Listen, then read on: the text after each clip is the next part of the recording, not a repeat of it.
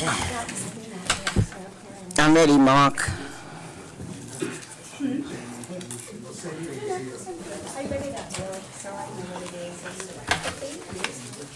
Recording in progress. Good evening, everyone. This is the Groton Board of Education regular meeting on July 22nd. It is currently 6:02, and we're holding the meeting in Central Office Room 11. The first order of business is the Pledge of Allegiance. I'll ask Portia to lead us in the Pledge of Allegiance. Thank you, Portia. Pledge allegiance to the flag of the United States of America and to the republic for which it stands, one nation, under God, indivisible, with liberty and justice for all. Thanks again, Portia. The next item on the agenda is recognition and participation of visitors and delegations. Don't have those in July. Okay. This July. All right. And the next item is comments from citizens in regard to agenda items and other subjects of concern that lie within the jurisdiction of the Board of Education. This is the portion of the agenda where the board welcomes comments from citizens.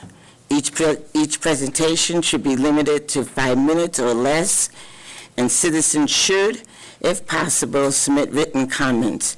Presentation should be related to matters pertinent to Groton. Board members will only ask questions in order to clarify the speaker's presentation and cannot respond during the comments of citizens portion of the board meeting. Citizens should make their presentations from the podium and state their names and addresses for the record. Do we have any comments? Portia?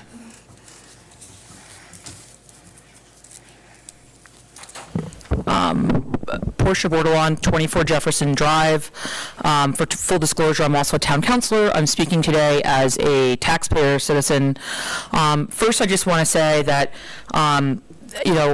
as a mother of a son who just graduated from Fitch High School and went through the ROTC program, something that I've been asking for, I know ours is not a fully vetted ROTC, but it's a junior ROTC, and it was something I've been asking probably for about 6.5 years, and it finally came to fruition. And for full disclosure, both of my boys now are both serving for the Navy, and my youngest got to benefit from 1 year of the ROTC program, and so I just wanted to speak to the benefit of having such a program and what those doors can open up in our community.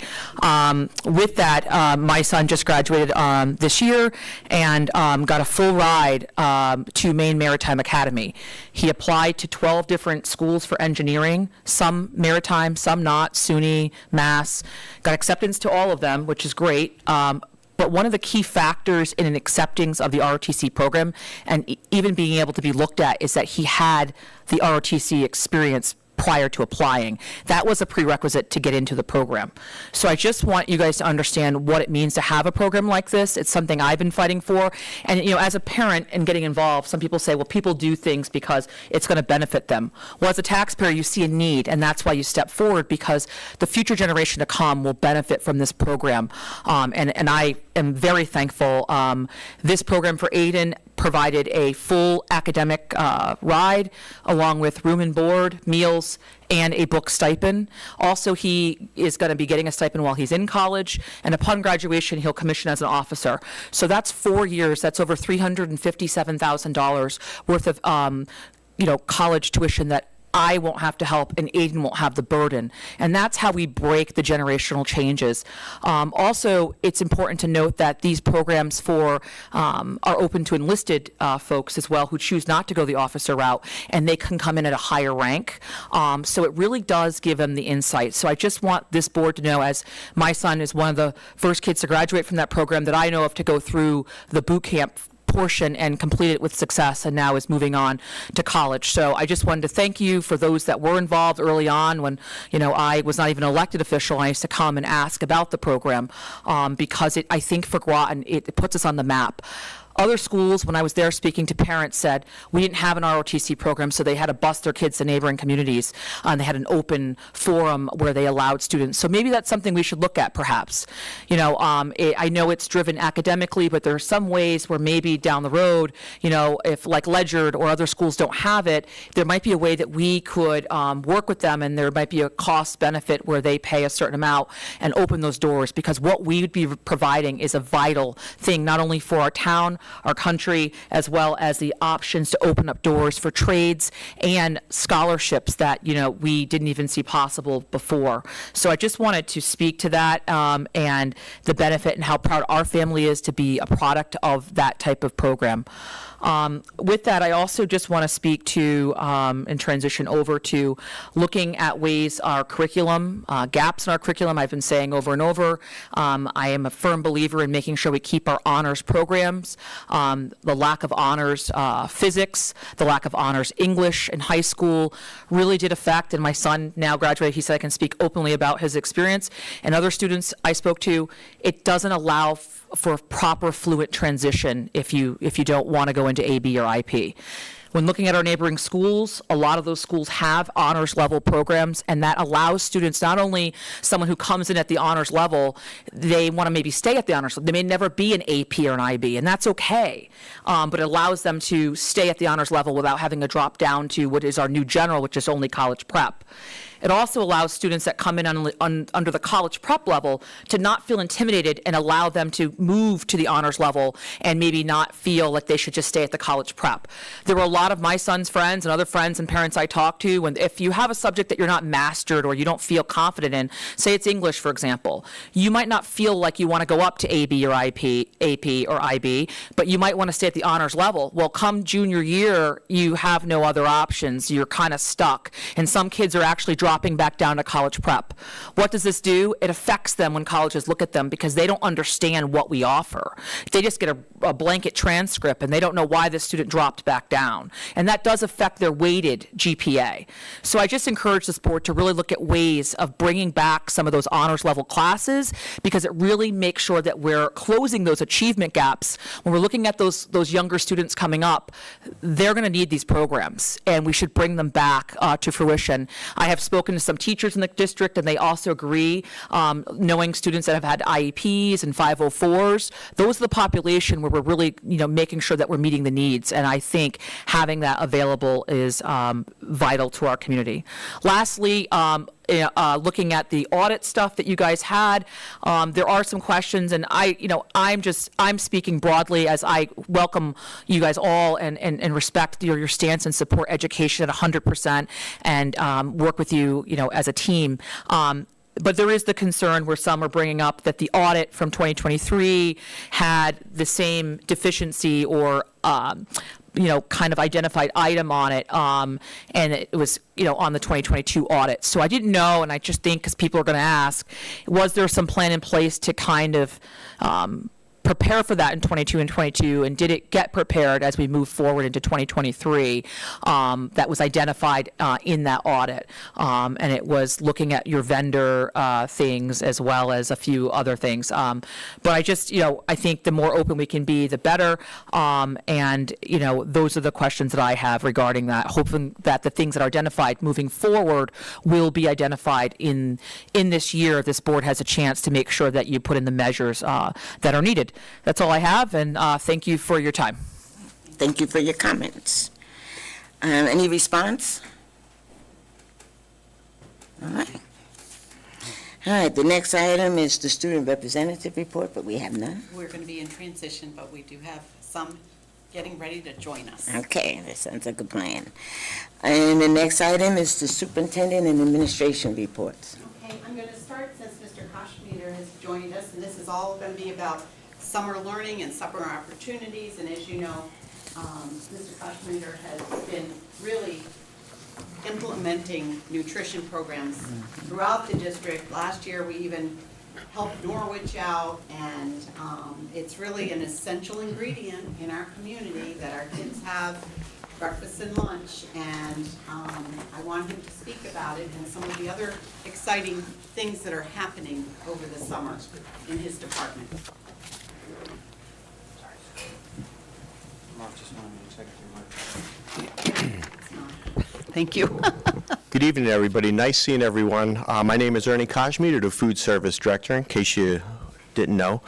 I want to talk about some of the great summer things that we've had going on and continue to go on.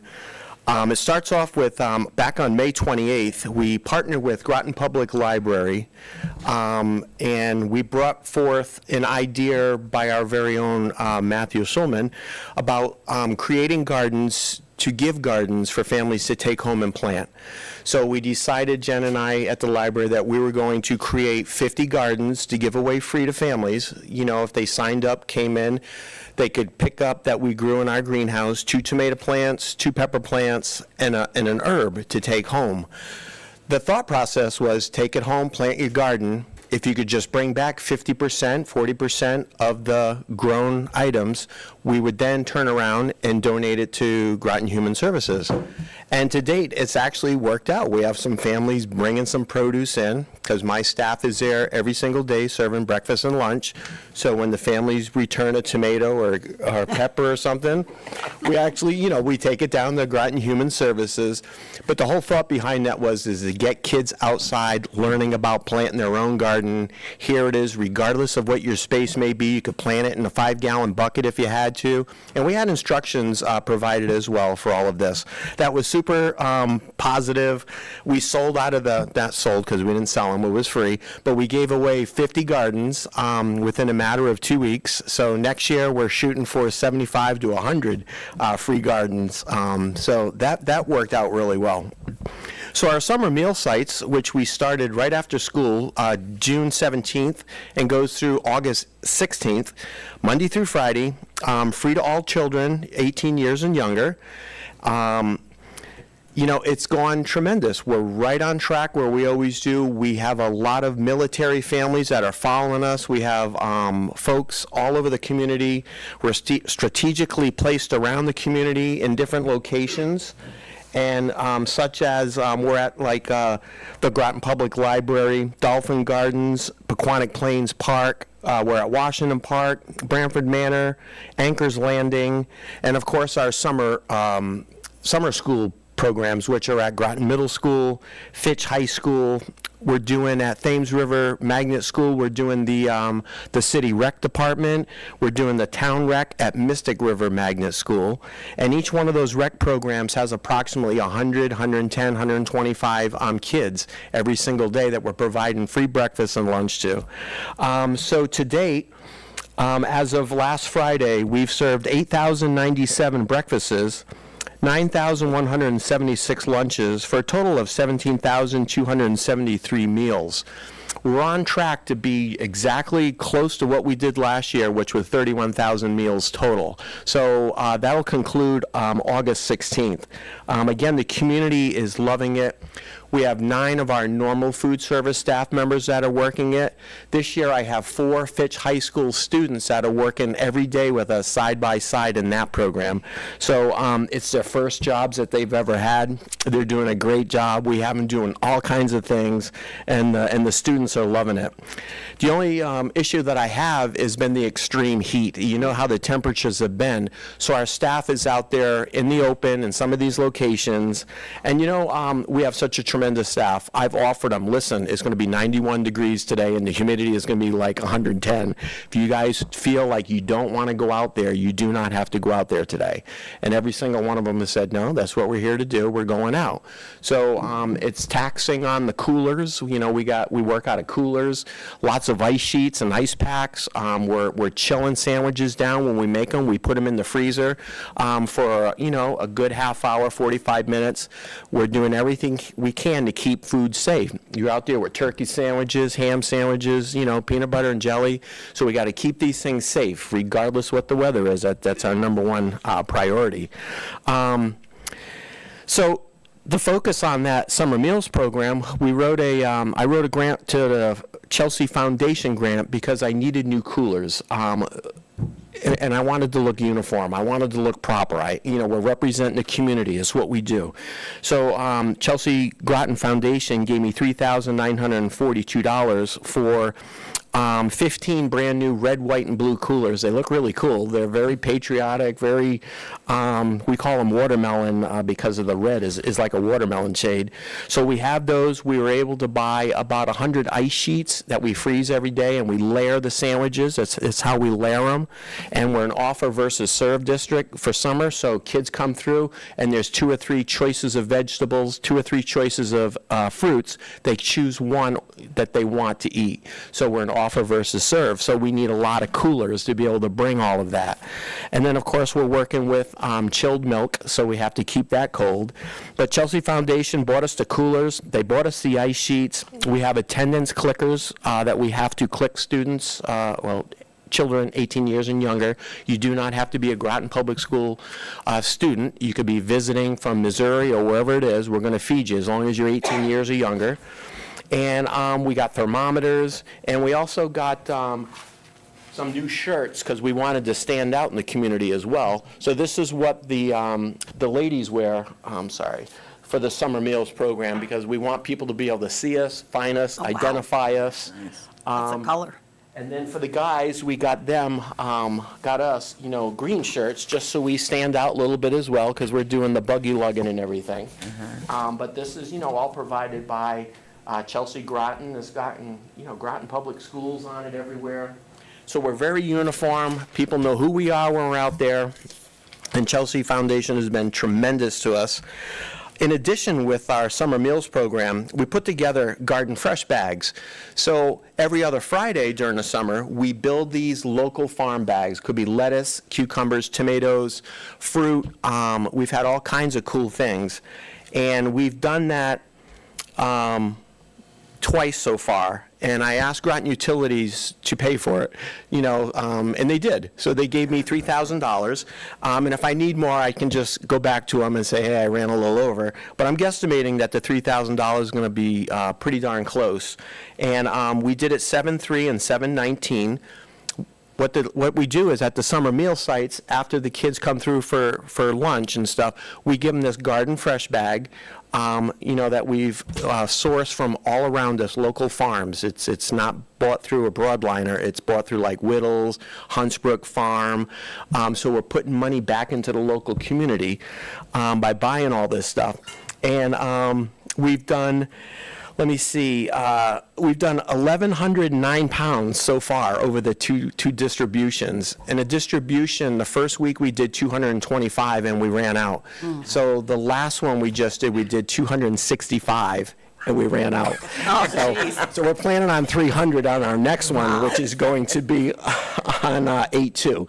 So it's getting huge, good reviews from the parents. They see us handing them a bag, and at first they didn't know what it was.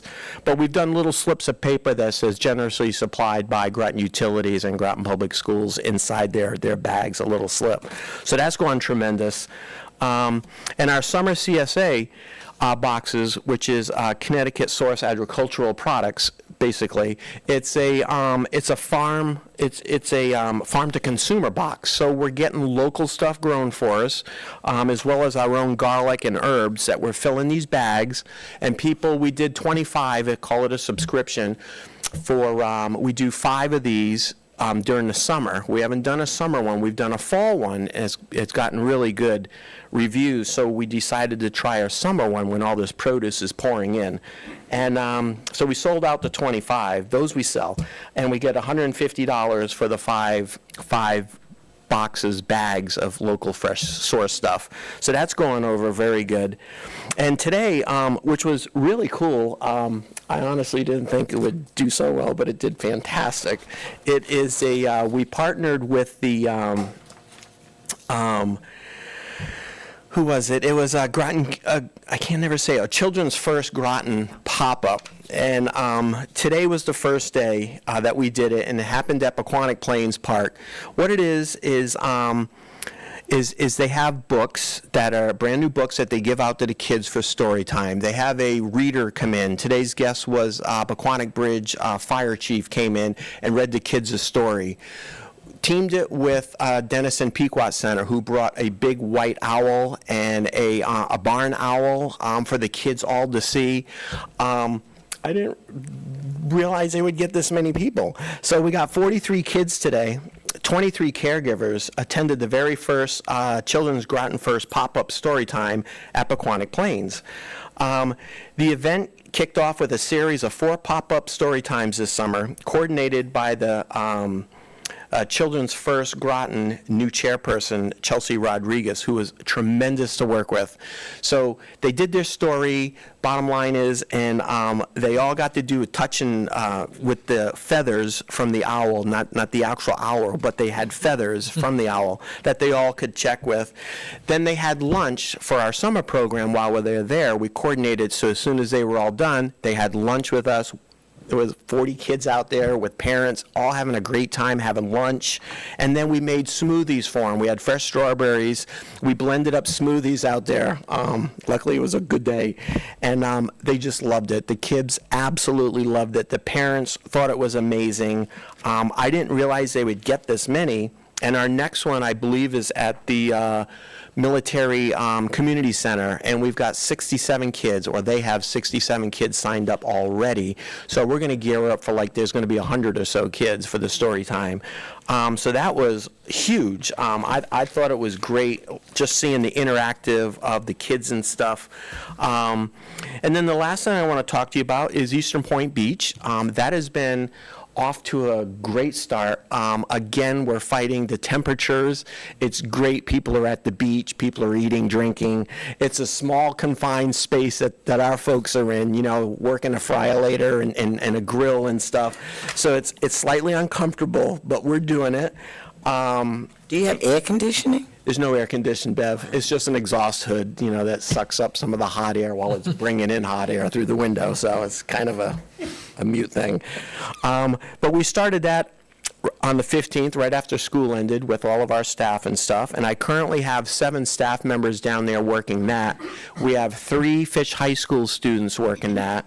I have 6 returning Fitch High School kids who went to college who are back for the summer that are down there working with us. And we have 3 Groton Public School employees from the schools that are working with us. They're paras that aren't working right now, so they're working at the beach with us. So we're having a great day with that. The parking lot down there, or the beach, has been closed 6 days so far, meaning the parking lot does fill up the capacity, so they have to shut it down, and they only allow city residents to park on the grass. That's happened 6 times. Last year, it only happened 3. So it tells you the difference. And looking back at my tracking records, my data, we had a lot of rainy weekends last summer. Good weekdays, but no rainy day weekends. And this has been nothing but great weekends, no rainy day. So we're jamming down there. We're doing great. And that's my quick little summer update. And like I say, summer's going great. It's a wonderful time. I don't know why the USDA can't figure out how to pay for kids' meals during the normal school year, but they can during the summer. No problem with the summer.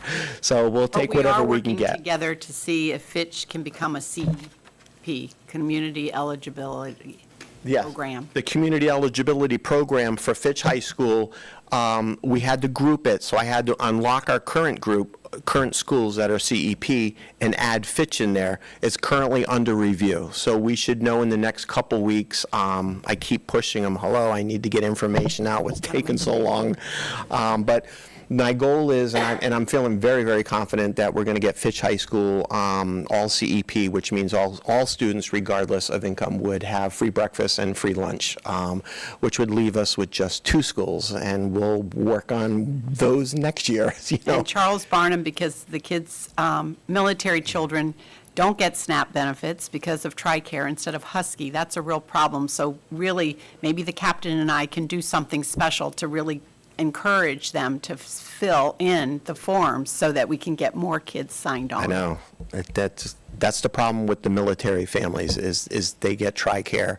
They're not what the state classifies as directly certified. And that's what the state bases CEP on, is directly certified students only. Even if you're a full free kid on paper, because your income doesn't meet, that's not counted. It's only state directly certified free kids that they will consider, and I absolutely think that's wrong, too. Well, I but- think that's something we should really go back to the So- State Department of Ed and really, we've done that before. We are a unique community. We are so- very unique, and they don't understand always. Yep. So, yeah, Thank you, Ernie. that's what I got there. Don't go anywhere, we might have questions. Do your employees have to be Serve Safe certified? All my staff are Serve Safe. Okay. I'm a Serve Safe, just about Serve Safe trainer. I'll be able to certify all our own and local districts. I'm close. I just got one more course I got to finish for that. But we bring in our own certified Serve Safe trainer. Okay. Jen, I saw you, don't worry, I see you out of the corner of my eye. So go ahead, Jen, and then Matthew. So, thank you, Deb. Jen, Oh, Mike? yes, I forgot. So, thank you.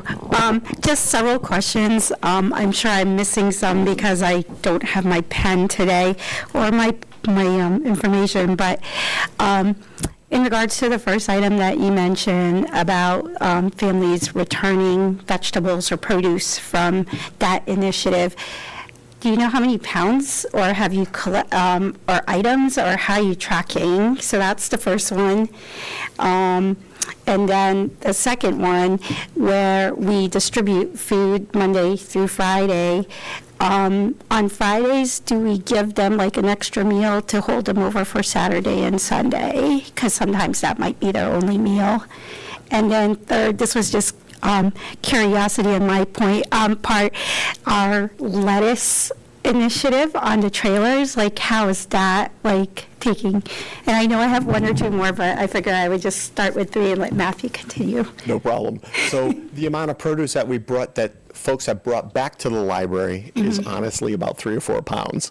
But Okay. it was just. But it's okay. It was just a thought, It's right? fair. The whole thing is get them out planning and stuff. Yes. And thank you for bringing the tomato or pepper, if you really want it, it's okay, keep it, So, and then the other question was in regards to, Giving them extra meals on Friday so that they may have something for Saturday and Sunday. so we did apply for what they call a non-congregate rural application. I put that in for summer. That would have allowed us to give a meal for Saturday and Sunday, but the USDA has denied our requests. We don't have what they call any rural sites.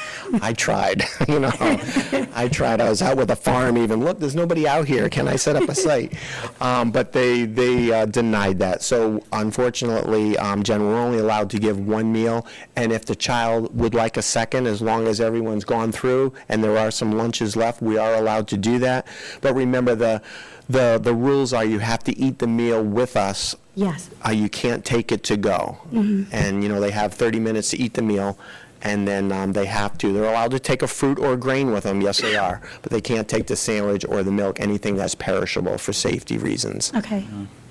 And then the third one is just the lettuce initiative. Oh, yeah. Yes. So the growing shipping container. Yes. We're actually going out next week or the end of this week to take photos of the construction. It's Oh, okay. 80% done. Great.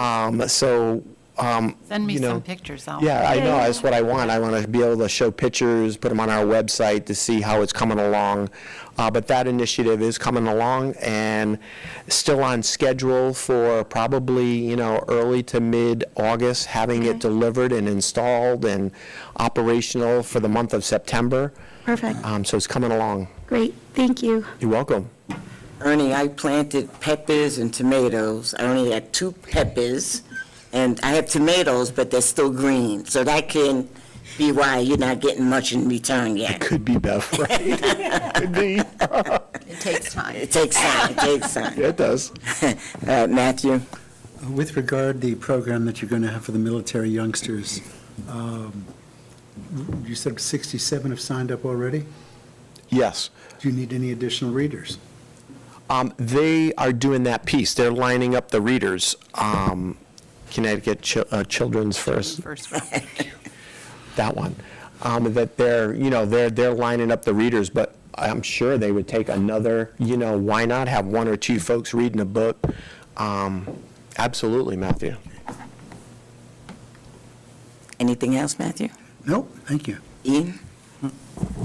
Thank you. I just want to thank you for all the efforts, and you know, I think it's a great growth of the program all around. It's great that we're supplying food for students all year round, and you know, people in the community. A couple of questions in regards to during the school year. At one point, there was some motion from parents.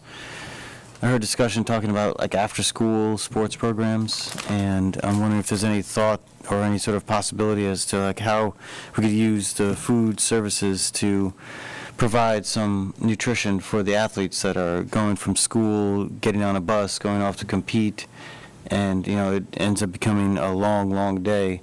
And I know historically that there have been, usually they stop someplace at a restaurant, you know, or you know, McDonald's or whatever. And, you know, but that can also be a bit of a problem because some students may not have the money. So I'm just wondering if there's any thought or anything percolating in that direction as far as ways to supply food for athletes after school. So this year at Fitch, we had an after-school snack program. You know, it was nothing really big or anything, but it was a snack that was open free to everybody. That was provided by a grant that Shannon Weigel was able to obtain. So this year, because we just got, well, I'm going through the CEP, but once I get Fitch CEP, that will open a door to allow me to automatically do that free snack program at the end of the day for any and all that want to come through. But Mr. Thomas, I can tell you that and you can check with Mr. Romano, but we actually packed up coolers about 7 or 8 times for some of the tournaments that we just put together sandwiches and stuff and bottles of water and some fruit in there, you know, for the kids, free. Nobody had to pay. And they took it on the bus and brought the coolers back to us the following day. You know, that was May and June, I want to say, April, when some of the tournaments and stuff actually started to kick in. We recognized and saw that, wow, these kids are going to be on a bus from 1:30 and they aren't getting back till 6 p.m. And, you know, what are you doing? So Mark and I worked it out that, you know, we packed them up some stuff and they were taken care of.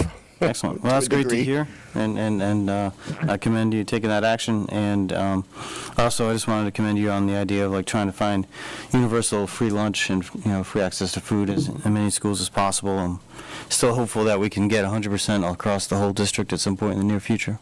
I know it makes a difference. It truly, truly does. When you give a kid a free breakfast in the morning, fuel them up in the morning, they're ready to work, just like us. So. Yeah, I have to tell you a story. One time I was substituting at New London High School, not New London Public School. It was a kindergarten class. And the kindergarten kids used to bring their food. And there was one little kid, he would take other kids' snacks and eat them. And the teacher said, oh, he's a bad kid, eating other people's snacks, And come to find out, the kid wasn't a bad kid. The mother was working, and she left in the morning, and the kid was home with his siblings. So he was a smart kid. He was saving his snack and eating the other kid's snacks. So when snack time came around, he had a snack. But my point is, thank God for those breakfast programs, because after that, when they had breakfast, he didn't have to do that. The kid just came to school, ate breakfast. And so I'm really thankful for the breakfast program. And Mr. Brown at the high school, he's really in tune with things as well. And when we identify a student who seems like they need more than the average, for whatever reason, you kind of can tell after a while, right, that a kid is hungry when they're coming through for breakfast and they want to come back for a second or whatever. Go ahead, type situation. We do some bags on a Friday quietly, and if you need this, swing by, at 210. Just come by the door. Unidentifiable bag, could be brown, could be plastic, could be a linen bag, whatever it is. It's what we do, So there's some of that stuff that's not what we're supposed to do, but there's times that, this is what we're supposed to do, right? In a couple of our schools, we've teamed with United Way to get food pantries, and I had offered it for every school, but then all of a sudden, United Way kind of stopped doing that. I had asked, can we Yep. grow it? I wanted to do that at Fitch. And we were providing the lockers or whatever. And it's really a big hit at Groton Middle, and we have these little black backpacks that they just fill up for the weekend. So that'll be something I have to Yep. push through for next year. Absolutely. And I know it's working at the middle school because I've gone with Keith to help him pick out stuff at United Way Yeah. that would be shelf stable, that would last and stuff. So it is working at the middle school. So, One question, this is just purely selfishness on my part. So, my son graduated, right, and I have a balance on, that meal program thing. It's very small, but how do I zero it out and just give it to the school? Because I feel like it's just gonna sit there, and I went in and I didn't know how to zero it out. Yeah, And nope. any parent who just has a senior who graduated with no siblings coming through. Jennifer, we love donations, so this is good. Yeah. But honestly, if you just give me a call or send me an email, and you don't have another child coming up through the district, No, unfortunately. you'll be given the option, to get a refund, or we would take it and apply it towards the unpaid meal balance. Perfect, yeah, thank you. I'll Absolutely. try to contact you. No problem. Thank you. Ernie, the do you other send thing. out an email to all parents saying that? I mean, how would a parent know they do that? They wouldn't have. It's not publicly out there. Yeah. Maybe Wonder it should if it's be. a parent square thing that we could do for. I know, right? Yeah, Yeah. Especially like for those who are seniors and, I don't have anyone else coming up. Well, Ernie, you can make an announcement now. You're at the podium. That's What to right. do. You know, There you go. if you'd like to know if you have a meal balance, please feel free to email me or call me. You know, we'll gladly help you with that. Yeah, no, definitely. It's very rare that there's a meal balance that's left, that the parent's not calling. A lot of times they're being transferred out of state. So we, the end of the year, we get a big rush of taking money from their accounts and sending them to wherever they're being transferred to. Great, thank you. You're welcome. Any other questions for Ernie? Adrian? Yeah, just, I'm very impressed with all the programs that we offer, and I really appreciate that. One thing I was going to ask about, how do we work with Groton Community Meals, and do we actively, like, notify families that exists and to take advantage of that? And so that's one question. And then the other was, you mentioned vegetable donations going to Groton Community Meals. I know that there's lots of people with big gardens and end up with tons of food that they can't eat. So I'm wondering if maybe some outreach through the system as well, just to let more people know that there are places for this food to go. I think it's a great idea. I try not to step on people's toes, so, Groton Community Meals, they do a great job. They're using Thames River Magnet School, they're using our kitchen, so we've given them space. And a lot of times, especially near the holidays and stuff, sometimes I'll get stuck with 1,200 cartons of milk that are going to go out of code because we have a school vacation coming up. So I'll reach out to Margie Fondulis, Groton Community Human Services, and say, hey, I got this, I got a bunch of burgers, I got turkey. I mean, we help Groton Community Meals out, and they know to ask us as well. But I'll store a lot of stuff for them. I'll donate a lot of stuff to them, especially around those holidays. So we kind of work sort of closely now. But as far as advertising for that, I mean, they kind of do their own thing. Not to say that we couldn't, because we could. Again, I try to stay in my lane, and focus on promoting Groton Public Schools and what we're doing and this and that. But we work closely with most of those agencies, as well as the town police department and the city police department. They run into homeless situations all the time where there's families that all of a sudden become displaced or something, and they'll reach out to us. What can we do? And as long as it's a child involved, 9 times out of 10 they're one of our students, but 1 time out of 10 they're not. But we still take care of that family regardless. So we're locked in or dialed into a lot of these departments, if you will. And there's only so much we can really put out there, but just know we're doing a lot of stuff behind the scenes for families and but to get the word out, sure, bring your produce in. I mean, you know, we could use it for our bags. We'll just put them in there to help get them out to the community. But I think Margie would appreciate it because people are constantly coming in and out of there on a daily basis for their needs. So, absolutely. Any other questions? All right. Ernie? Thank you, Ernie. Thank you very much. On behalf of the Groton Board of Education, we cannot thank you enough. That's right. For everything you do for our families and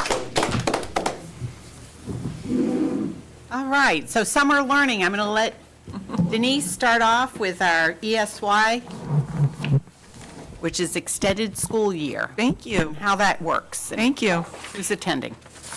We have a program currently in session at Northeast Academy, and it is called the Extended School Year Program. It is a program that is discussed at a students' planning and placement team meeting, and the team will have a conversation about whether or not they feel that the child may have a significant regression over the summer. Such that when they come back to school, there would be a significant amount of time that would have to be dedicated to kind of catching the child up or bringing them back up to speed. And then we also talk about the severity of the disability. There are many students who really require occupational therapy during the summer to maintain skills, as well as physical therapy, speech therapy. And then our BCBAs, as you've all met, work very closely with students in terms of helping them maintain behaviors and stay in a schedule during the summer. So that structure and those expectations are really important for them. So for some of our students with significant disabilities, they only have maybe a 2 or 3 week break between the end of the school year and summer school starting, and then summer school ending and the school year starting. And we find, again, that this helps them get back into the routine at school and the expectations much more easily and smoothly. So to accomplish that, we have quite a large program this year at Northeast Academy. We have about 200 students. They are preschool through actually age 22. We have our transition academy here at central office with 13 students, and they're going out, they're actually working for Ernie at Groton Middle School, packaging meals for his workers, his staff, to bring out to the community. Ernie also has one of his staff members at Northeast Academy who hands out breakfast to the kids when they get off the bus. So we have, again, students from preschool to age 22 who are receiving services this summer. We have about 15 certified teachers, special ed teachers working in the program, 2 speech pathologists, several OTs, 1 PT. We have 2 BCBAs, board-certified behavior analysts. We have our own nurse, who's now employed by you, thank you, the Board of Education. We have a health aide, and we have 52 paraprofessionals who we absolutely could not run the program without their support. And one of the things that really, really makes the program successful is the amount of Groton Public Schools staff who come back in the summer and work for us. They know the students, they know our curriculum, they know, what works best for the students, they know the teachers. So it's really nice to go into the building and walk through the classrooms and see familiar faces and see connections that staff have made with students during the school year that they're making or continuing during the summer. And we've had some of our teacher candidates, I was there today, come do some demonstration teaching lessons as part of the interview process. So the program has been working very well. We work very closely with transportation for our buses, again with Ernie for our breakfasts, and with technology for our Chromebooks and our iPads that the kids are using. We have a large group that are at the school for 4 weeks. They'll finish on August 1st. The program is Monday through Thursday. And then we have a smaller group that continue for 2 extra weeks through August 15th. We have a great director, Abby Gouvin, and we have a secretary from our high school, Dakota Thiebaud. So we have a great team, and they spent a lot of time in the spring preparing, hiring teachers, hiring paras, looking at referrals that come through from our school year staff, connecting with parents, working with transportation to get the bus routes set. But once everything is up and running after that first week where we're working out the kinks, we're good to go. We had support from IT this year. They created a school for us in Parent Square. So we were actually able to send a Parent Square message out to all of our parents on the first day of school, asking them to just please be patient while the bus routes get sorted out. And if they have any questions, we gave them a contact number here with Jenny and Roberta. So we're at this point, we're in week 3, so things are, knock on wood, they continue to go smoothly, and we just wanted you to be aware of that program that's happening at Northeast, and really all of the coordination and the support we've received from all across the district to really make that little school program work and be successful during the summer. Is it full day? It's morning only. Morning. It's an AM program. Many of our students go to either the Discovery Camp at Mystic River or the City Rec Camp at Thames after we dismiss. And many of them also stay at Northeast Academy for the Camp Button program that Eileen Chikese runs through Groton Park and Rec. So many of our students still receive a full day of instruction and then some rec in the afternoon. And we're able to transport them. And we to transport those them, places, yeah. too, so it really makes it convenient for our families. Yeah. How do you choose the students? Is it through an IEP? It's through the planning and placement team. Okay. Yep. Questions for Denise? Yeah. So if it's through those means, then this is a required part of their education. It is. Is this, I guess, is this something that's done around the state? Is it something unique to Groton? Oh, no, it's a mandated part of the IEP. So it's a required conversation at the annual review. And a lot of directors are talking about the fact that our programs they're getting bigger and bigger every year. I think, again, an unintended consequence of COVID, that learning loss for some students we're still trying to remediate. So, Right. yeah. Right. And so this is yet another reason that some of the funds that are designated to special education that come directly to the town need to make their way through to the Board of Education as they should.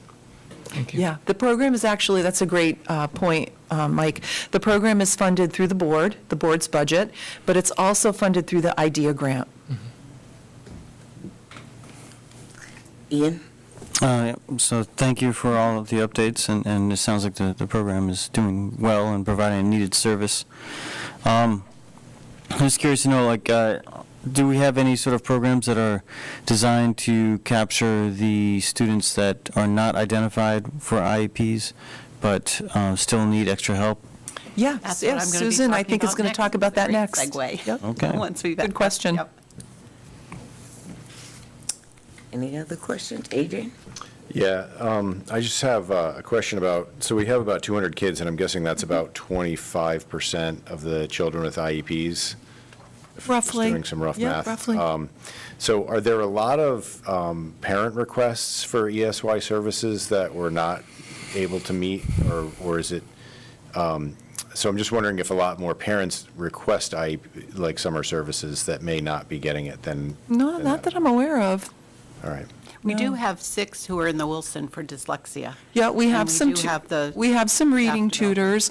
We did have a parent actually contact us at the beginning of the summer that it was something that the planning and placement team actually didn't feel the student required, but we went back and reviewed the IEP and determined that the student would be appropriate.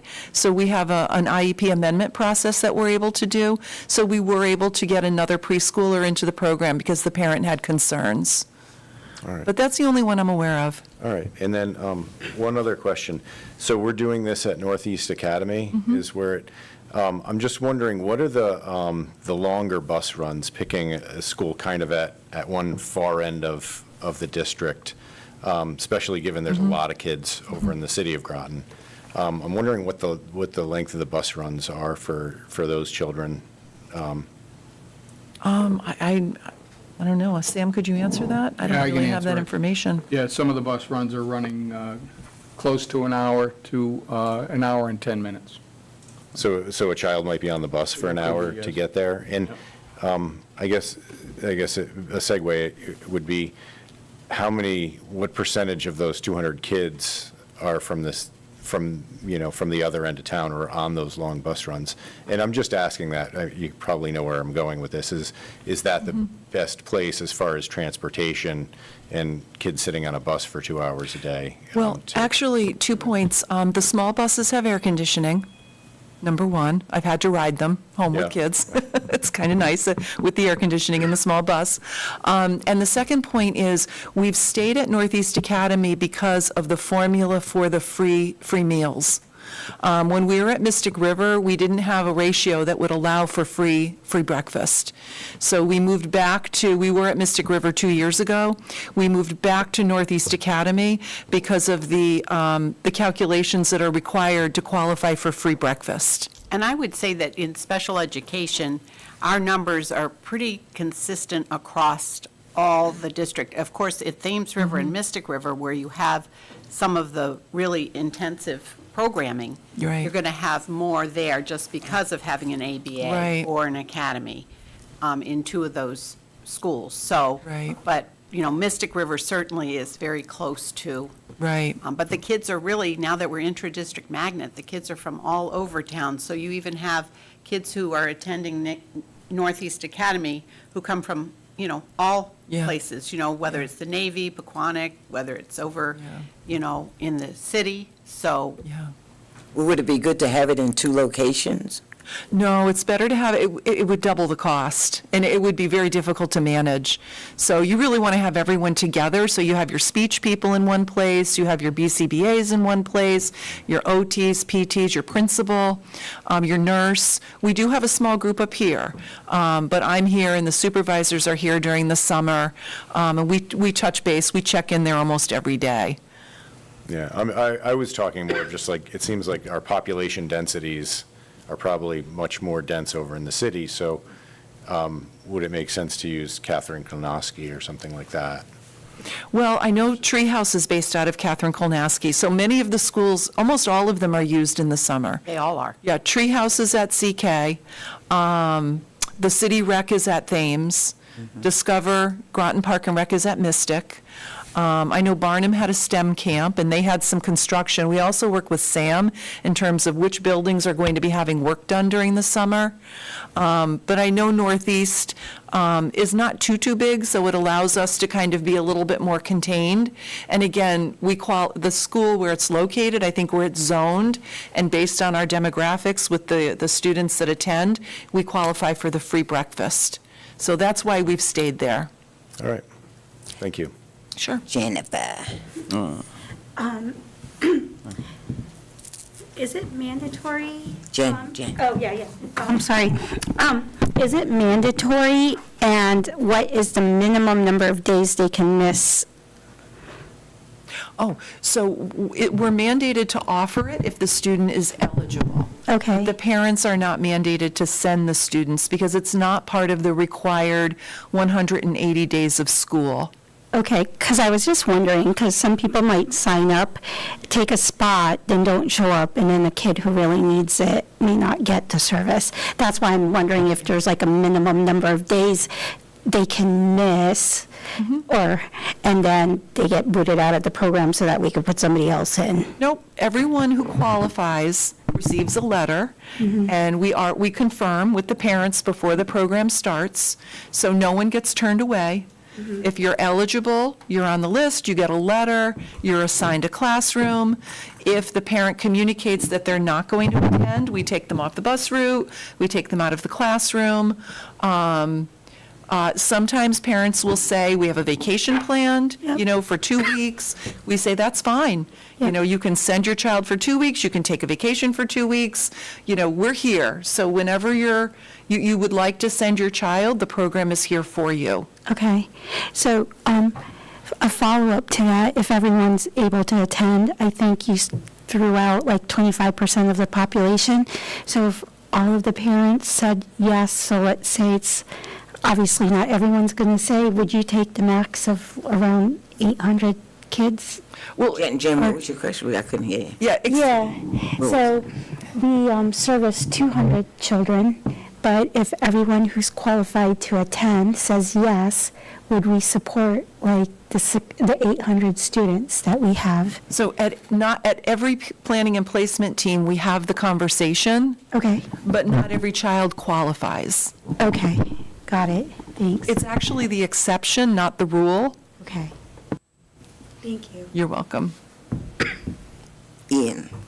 I was just curious to know if you could take us through the math a little bit on the formula that requires Northeast Academy to be used to get free lunch? I mean, what's the ratio you're speaking of? And We what- have to hand the roster into Ernie, and then I think it's a certain amount of, I'd actually have to check with him. I don't know if it's based on address, homeschool, or students that are already in his system in terms of who currently qualifies for free reduced price lunches. So Ernie does the ratio. So- So if it's a special ed program, he was able to look at the roster and say that they would qualify. Northeast Academy is not one of our schools that are community eligible, just like Charles Barnum. So they, it really depends on the roster of students who are going to attend. Right, I guess that's where I'm confused, is because I feel like the roster would be the same no matter what school you use. There was a difference in the location. I think it was potentially the way Mystic River was designated. I'd have to ask Ernie for information about that. I have it written down, but I think we had that conversation 2 summers ago, because this is the second year we've been at Northeast since we were at Mystic.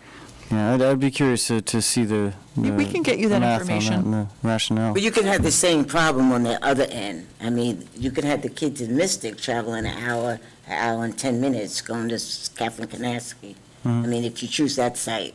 So, Yeah, you that's know what I true. mean? Right, yeah, I know, I guess what I'm picking So, up on is Probably, just, somebody's going to have to travel an hour. right, I'm curious to know about the math, is all. Well, we Like, made just it like work the so formula. every school program had lunch. That's all I cared about. Yeah. But we worked with Ernie to make sure Yeah. that they all got fed. That was my goal. Adrian? Yeah, so I guess I appreciate you asking that question, because can you get the board something that tells us where the kids are coming from? So just maybe even bus routes or something like that, just so we can understand where most of the kids are coming from. Sure, we can get you maybe their home school, because then I think that Yeah, wouldn't that- violate confidentiality. sure. But Yeah, yeah, that'd that be number by good. homeschool, Yeah, numbers per school would be great. Sure. Thank you. Yeah, just give But us realize that Thames River and Mystic River will have a larger population just because they house the preschool programs. And they also house the ABA at Mystic River and then the academy, 2 of the academies at Thames River. And they're larger schools. And that affects the math as far as what determines free lunch? Well, not necessarily, but it would impact those coming from those home schools. And I'm just surmising that you'd have more from those 2 schools because they're bigger schools and they Yeah, have a yeah, bigger we have a lot population. from Mystic River, for sure, because of the autism program. We have a lot from, probably from Thames River because of the academy and some of the other programs at Thames. So the bigger schools, you're going to see more students, for sure. Is there a way to break it out by program? I don't know about confidentiality for that. Yeah, I think, Yeah, just give us I think by school, homeschool that's would fine. probably be Yeah. safest. That's fine. Okay. But homeschool would not give us information about distance traveled, would it? Because if somebody's in a particular program, the individual student could come from anywhere in the What would give you their geographical Matthew, address? keep your mic up because they can't hear you. I'm sorry. Can you repeat what you just I think asked it her? would give you their geographical address, where they live, the region of the district, the boundaries where they live. Well, if I had a child with autism, that child would go to one location regardless of where I lived. Isn't that the case? I think the formula for the free meals is based on No, I was socioeconomic. thinking in terms of the transportation question that was asked about earlier. Oh, I'm sorry. Can you repeat your question? Yeah. Let it go. Can I try? So if a student lives, let's say, in the city, but their normal school year, they go to Mystic River, and you report to us their homeschool is Mystic River, it's not going to tell us that the child lives in the city because they're already commuting, let's say 40 minutes on a normal. So we still wouldn't be able to tell now that they're going to Northeast that they're traveling an hour. Does that make sense? Yeah, I guess maybe we'd have to look at what part of the Mystic River boundaries. Yeah. We'll see if we can narrow it down. I think that's what you're trying to get at, right? Well, Denise, can you possibly give us, like, how many kids come from the city? Yes. How many kids come from the center of Groton? Yes. Yeah, How we many could kids do come that. from Yeah, Mystic? that would make sense. How many Absolutely. kids come from, I don't know, what do you call Ocean Avenue, Ocean View, what's that area? Is that Mystic too? West Mystic. West Mystic, yeah. Mhm. And then you could throw in Navy housing if you want to. Yeah, that sounds right. Well, this does actually circle back to something I asked about a while ago, and I haven't received, but I was looking for the attendance zone transplant map, as far as like, you know, we talked about that back in like So, December. we do have the map, I think, on the site, but I will double check with the. The map is on the site, but like what I was asking for was something a little more enhanced that maybe would not be like So- broadly public information, but it would be an understanding of how many students are being, you know,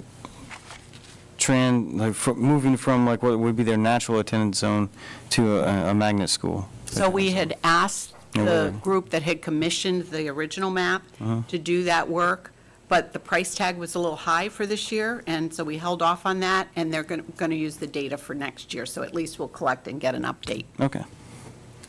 Any other questions for Denise? Okay, thank you very much, Denise. It was very informative, and I'm sure the board enjoyed what you had to say. So the segue that Ian gave us was there were also 3 other programs. Ben Moon ran the STEM camp in robotics with Christy Post at Charles Barnum. They had 2 weeks of camps, so we had 2 groups of kids who attended, over 180 students, grades K through 5. Activities included engineering projects aligned with NGSS standards. I saw building wands that they were having fun with. They had rockets that they were launching, race cars from recycled materials, and there was some literacy involved in that too, with some of the projects they were working on, computer science, robotics. So it was really an engaging, active couple weeks for kids. And we're always so happy to see the turnout. And we had hubs so we could get them from different parts of the community to come and attend. That was not at any cost, but I think there was some kind of an enrollment fee to take care of some of the material cost at a nominal charge. And then the second week was more of a robotics drone piloting mini camp that was so popular, and our students from the Aluminum Falcons helped support it, and some other teenagers, and Ben Moon and a teacher. And they actually did a drone racing competition. They had a first Lego League robotics team competition, and due to the high demand, we're listening to that maybe extending for a 2-week period next year. Again, with the teen volunteers, and then I was able to add to the robotics team, so they actually had a way that parents, if they wanted to, donate to the robotics team, they could do that in lieu of a fee, so. And then Matt Brown and Dan Couture had their Apex Academy, and it's really for students who need credit recovery or some enrichment opportunities so they can take the next level course in the new school year.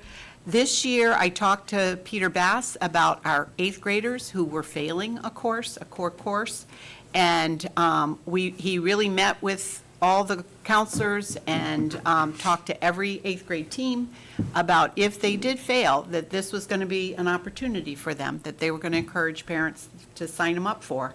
And we had about 10 kids who did sign up as 8th graders going into 9th. The statistics show us that in 9th grade, if you fail, you're more likely not to graduate. So I said, let's get ahead of this and sign them up for Apex in that transition year. And, you know, perhaps we could even do it for 8th and 9th, entering 8th and 9th graders, if that happens. So that was very successful, and they did attend. 84 students were enrolled. They took over 120 courses. At that point, 33 of the courses were completed when he wrote this up, but they're like halfway through. And then more have been completed, but not yet finalized, so they're still working on those numbers. And they also ran the high-dosage tutoring. Remember, we got that grant. So the high-dosage tutoring math grant, but they mixed in a little fun in the gym to break it out so that they had a couple different groups going during the morning. And we also, transportation was actually provided through this high-dose tutoring for both the summer programs at the middle school and the high school and this high-dose tutoring.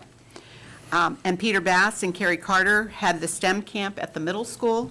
That was a 2-week program, and the session at Groton Middle School had over 50 students enrolled, and they participated in math, language arts, and STEAM.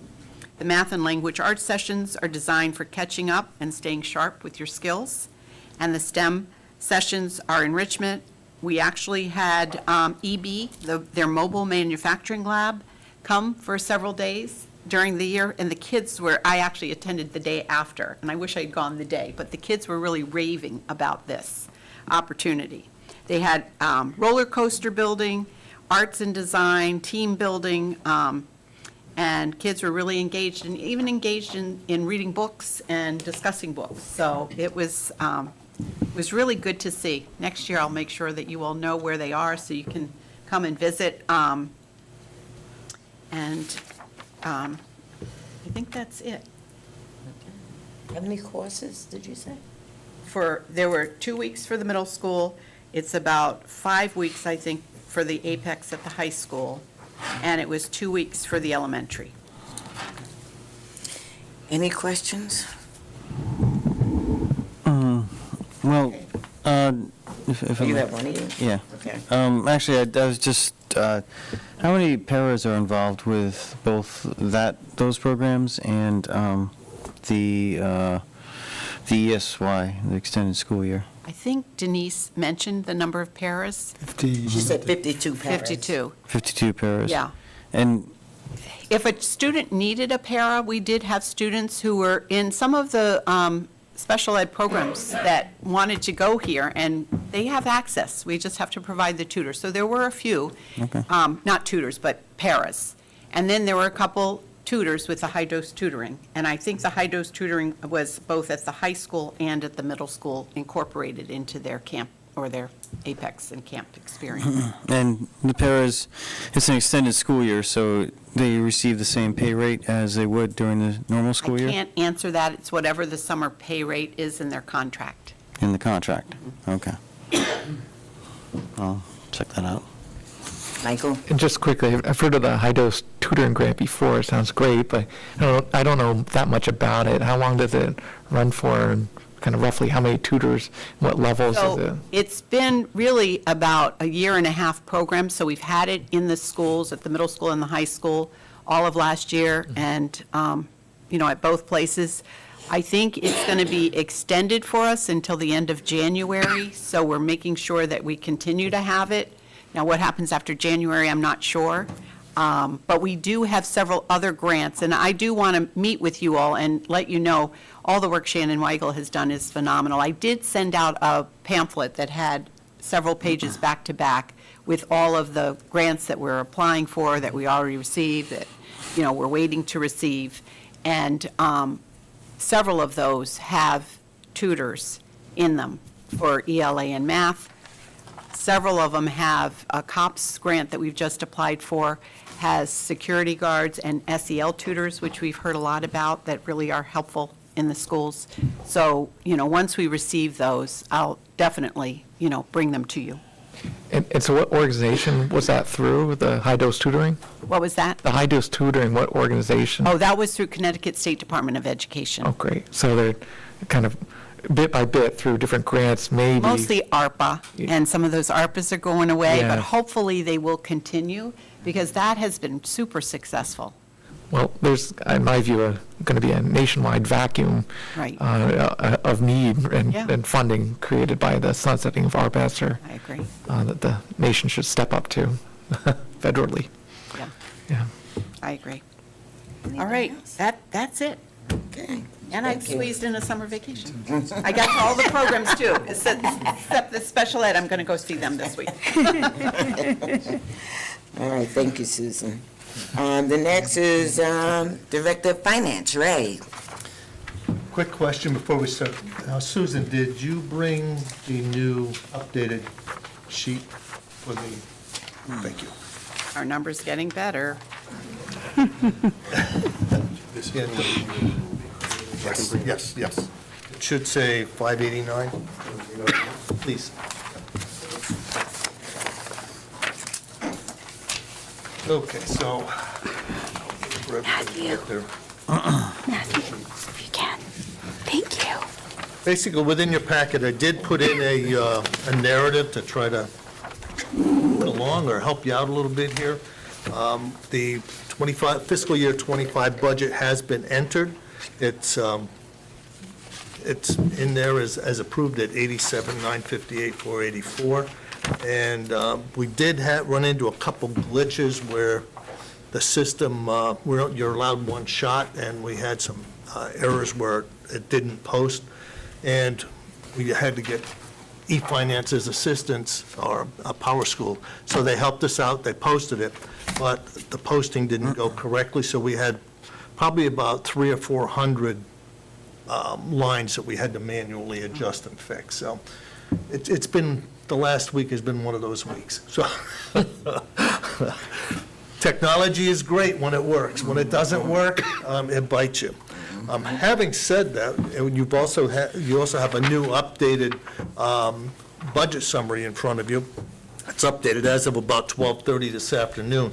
And within there, one of the other little glitches within eFinance is once you close a fiscal year, such as '23 or '24, you can't carry, and because of the new accounting practices that we've been asked to do by the auditors, you can't carry forward encumbrances on salaried items.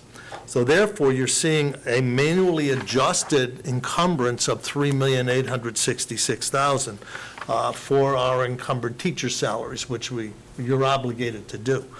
I would do it, well, we'll talk offline about what I would do, but it would take a teacher's contract adjustment on that. But anyway, long story short, that's been adjusted. We're also looking at, we believe we have an additional reduction from the one that we sent out earlier within the transportation line. We've reduced that down manually. We're waiting to hear back from, I think it's STA, to confirm the obligation for fiscal year '24 only. Okay, they did get back to us today, but they were a little confused as to what we were looking for. And they're having system issues as well. They couldn't print out the invoices to match to what we needed, so it's par for the course today, trust me. Tuition, special ed tuition, we believe there's about a $30,000 savings there, so the new report's reflected of that. And we believe in the electrical and heating, there's up to $100,000 savings there, which would bring that down to about $33,000. All total, you're in the red balance. You're not going to go into black this year. That's a guarantee. But you're in the red balance is somewhere between 500 and 600,000. And it's a wide range, and we won't be able to nail that down until sometime, I'm going to say mid-August at the earliest, but because we have a salary coming up, the last day of this fiscal month of August, I mean, I have to have my filings done by 9/1. Well, it's going to be tight because our last transaction is going to be done August 30th. So we've got some major issues in terms of timing coming up to file properly for the state. So, and if we don't file, there's up to $10,000 a day fines, which really don't think you want to pay. So we'll see what we can do, and we'll get that submitted. We've also been in touch with the auditors. We're in full swing. The audit, we're working very well together. We're not, there's no issues whatsoever. We know exactly what they're looking for. They've sent requests for additional information for fiscal year '24, so we've already started gathering some of that data. So we're going to start sending some of that. We have other processes and procedures that I'm reviewing now that we're going to get them so that they can get moved forward on it. I'm trying to see if I missed anything. Within that, there's also a copy of the correspondence within there so that you can see what we did cover, the maintenance and different things like that. Again, very businesslike, very professional. They're trying to do their job just like we're trying to do ours. So I think it'll work out. Last but not least is the energy dashboard, and you're seeing the electrical costs are down. Natural gas cost is the only one that's really going up, and fuel and oil costs are down. So having said that, we're lumped a little bit in here, the way we report things. You've got the gas, the electricity, and the fuel oil all rolled into one. And I think that's where some of the disparity is coming from. But I have one of my staff doing an analysis. We don't have it ready yet. We've just been going all out right now. So we're trying to determine what's causing, it's one of two things. Either there's something causing it on the usage side, or the dollars, or the quotes, or maybe they've mispriced it. I don't know it yet because there's a lot of invoices to go through. That's number one. Number two, the only other thing is we may have under budgeted. That's which could have been, in order to balance the budget to meet whatever was required last year. I'm going back and I'm going to take a look at what was originally budgeted for the lines to see if it was intentionally reduced to meet whatever was put out there. So, having said that, I'm not trying to open Pandora's box, but there's a multitude of possibilities as to why it is what it is. Well, that $500,000 number, I know that was the dollar amount of unforeseen property damages, cyber attacks. I know that we are getting in dribs and drabs some of that money back, Yes. after we paid for the liability, but, that, it's an interesting number to me. That number is like magical throughout, because there's another number of $590,000 that I was looking at earlier today that was one of the numbers that was rolled forward, that was rolled back and charged off to DOD. Oh, yeah. It's another it's that magical 575 to 590 range that, and you're falling right in there again, so. Larry, are you projecting the natural gas usage? Because why do you have December of 2024, November? Or am I reading this wrong?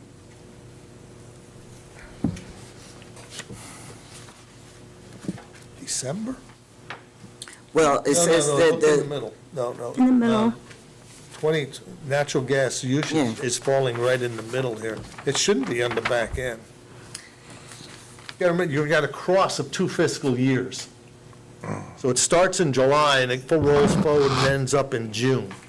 That's why the confusion. Fiscal year ending 2024, Correct, not the correct, actual calendar year. correct. that's confusing. It is confusing. That's confusing. I didn't create the charts, I just kept it going. Well, if you see something wrong with the chart, correct the chart. First thing I had to do was find where the templates were for these, because they've got, my predecessors, and I say multiple, had a template. And within the template, there were many, many years of data. And within those years of data, the charts are highlighted within it so that you can see there's 4 years of data within some of these. And the same with the healthcare. For me to try to find those, sometimes it was like looking for a needle in a haystack. So until I find them and rename them so that they're familiar to me. So when it says 2021 through 2024, that's the fiscal year? Those are the fiscal years FY on here. 20 Yes, instead yes. of, okay, got it. Change in the label. Yep. Yeah, I We can can do do that. that. That I can do. That we can do. Yeah, That's I will- right. can I will change- the label. Now it makes sense. yeah. And not, yeah, the label or the coloring of, yeah, The coloring is defaulting, but I could see where it could get confusing. yeah, because it just, like what Beverly mentioned, it needs to be sort of consistent, because like the first one, if we're reporting on fiscal year or calendar year, and then same goes with the middle, because there is no dis. Yeah, That is strange. They carry. yeah, yeah, I'm so, not getting it. Two of them Yeah. are, It's consistent in a way, because in all the contexts, we speak about the fiscal year. So when I see the 24, I assume it was, implication is fiscal year ending Yeah. 24. Because we only ever talk about our fiscal year, never the calendar year. but then what, School year is Well, what do we- yeah, but then how do we justify the first set of charts? Yeah. you know, it's funny, though, the electricity Just saying. isn't going back into the fiscal. It carries through June, but it stops there for some reason. Yeah. It's not picking up the July. We'll take a closer look at that, right? Whereas, Yeah. I'll take a look and see why it's not doing it. Yeah, because if that's the same data that's feeding this, that might sort of solve some No, of it's our. totally different. Oh, I'm dreaming. Any I'll gladly questions? use for that Ray? excuse if you want me to. No, Go ahead, Adrian. You taking questions, Ray? Oh, yeah, go ahead. Yeah, just a couple of questions. And I can't remember some of the names of these, but we were expecting some federal money. I think it was associated with military money, and we were hoping for it in May, and then we had heard that it might be coming in July. Was that? Supplemental. It has, the DOD it has not, supplemental? it has not come in yet. So do we know anything about that, when it We've might be contacted, coming in fact, in? Friday, we were in touch with them, and we're working with, they're trying to determine when it's coming. It's anytime between now and the end of August. That's when we've been told. So Do we know how much that'll be? somewhere around $500,000. $500,000. oh, All right, and then, the special ed overage money that the town has taken in, just that money that was associated with special ed, do we know how much that is? that the Still town's looking taken at in that and we- working, we're validating all of our numbers. We think we know, but I'm not going to put it out there until I know for sure. I've got Kim validating some of the numbers tomorrow on that. That's one of the things we're working on today, All right, okay? I don't want to open my mouth and insert my foot, so. And we're trying to collect all of the receipts that we've had on all of these, and then looking at earmarking the ones that are for special ed, and then the ones that are regular. Right. so if the DOD supplemental were to come in August 1st, that would, that funding would go into the FY '24 budget, correct, or? Technically, because it's been received after July 1st, it should be allocated in fiscal year '24. But then if we look at it, it occurred for fiscal year, it should be applied to fiscal year '25 because it was received after the fact. But the documentation states for fiscal year '24, so we might be able to use it for that way. I'm going to get validation on that as to how we can use it. It depends on some factors there. But I'll clarify it with the auditors to make sure that I don't want to do double entry. So I'll verify it with the auditors. It's better to work closely with your auditors and understand what they're looking for. And if you have a question, we have an open door right now. We just give them a call and they'll call us back, they'll work with us on it. So Yep. you're better off that way. You don't have to do it twice or 3 times or 4 times. All right, thank you. Ian? Thank you. So, Adrian already asked a couple of the questions I had in my mind, but the special ed excess revenue, that's one source of funding. Is that attached to fiscal year '24? Okay, now, when you say excess cost, there are multiple, The number that you just referred to, that was like, still trying to determine, that you didn't want to release right now, that one. okay, so that would be the DOD, That's the DOD supplemental. Impact aid, yeah. impact aid, correct. That's For impact aid children with supplemental. disability. Yeah, I just want to There's get that, clear on and the then there's terms. the other federal excess costs. Yeah, for that's why I want SPED. to be careful. And then be careful of another acronym that's thrown around, is your ECS funding, which is totally separate from all of it. Right. So I just want to get clear on the terms and definitions. Yep. So can we just kind of run down the list of the titled funds that are out there possible? For, in regard to like what is attached or could be applied to the fiscal year '24 shortfall?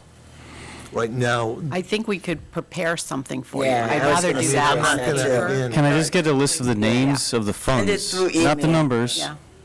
just the names of the fund, the funds, Yeah, the we- titles. We can Actually, work, Ray, we'll work on that. yeah, I'll send it to you. Yeah. I mean, we have it. Actually, if they take a look at the PowerPoint presentation that they had, it's actually in there. You have your DOD and your DODA, Right. children with disabilities. You've got the impact aid Yeah. itself. You've got, then there's other grants like excess Titles. cost, Title I, Title II, Title III, Title IV. I mean, the list goes. They're in our budget presentation. Right. Right, no, but there's been some talk over the past many months about funds that are outstanding, that are either in transit or have been delivered but not delivered to us. That's what we're working on Those are right the now. ones we're- So I just wanted to get a firm Got a list of at game least the plan. names, not necessarily the amounts, but the names of those funds. And those are, again, the impact aid for children with disabilities. That's the big one we're looking at. And the impact aid. Okay, so that's one, children with disabilities. Yep. All right. And the impact Now, aid itself. And then the DOD Two supplemental. separations. You have regular impact aid and then impact aid with disabilities. Okay, so are those both outstanding? There's some of each that we're waiting for, yes. So there's some pupil impact aid, general pupil impact aid out there. Yep, And then there's also children with disabilities impact aid. That's right. yes.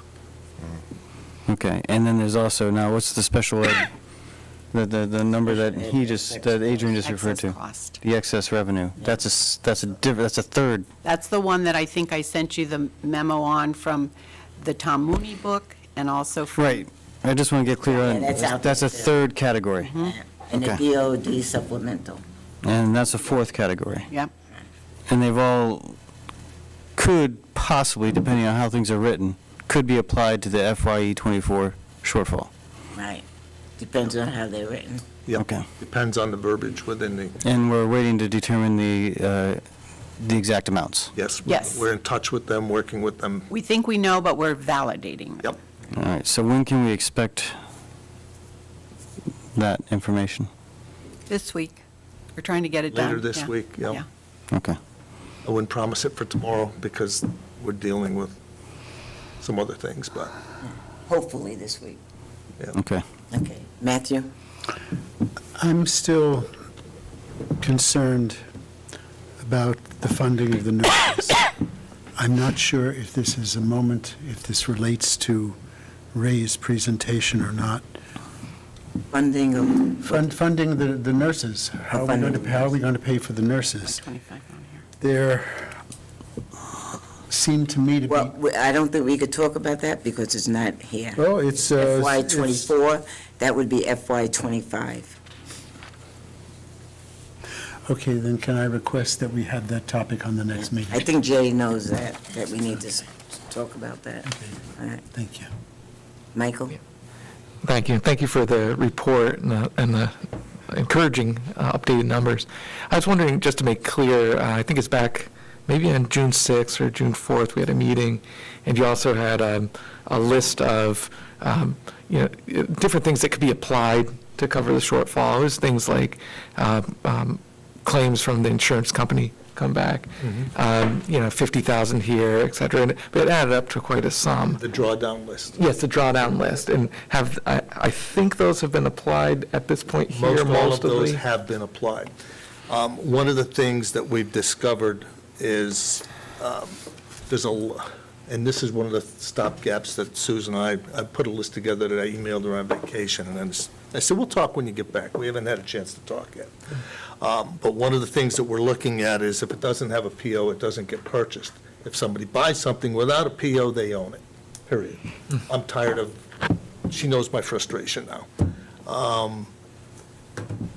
Having spent 35, 40 years in supply chain, that's one of the things that you don't do, is buy it without a purchase order. There's two people authorized in this district that can really sign for something and buy for it. That's the superintendent and myself. And she won't do that unless I got authority. She doesn't do that. Other than that, nobody technically has signature authority to buy or sign for a product or a service or anything. So moving forward, one of the things that we're talking about is I'm clamping down quite hard on if there's something coming in effective for fiscal year '25. If there's no PO, send it back. We don't buy it.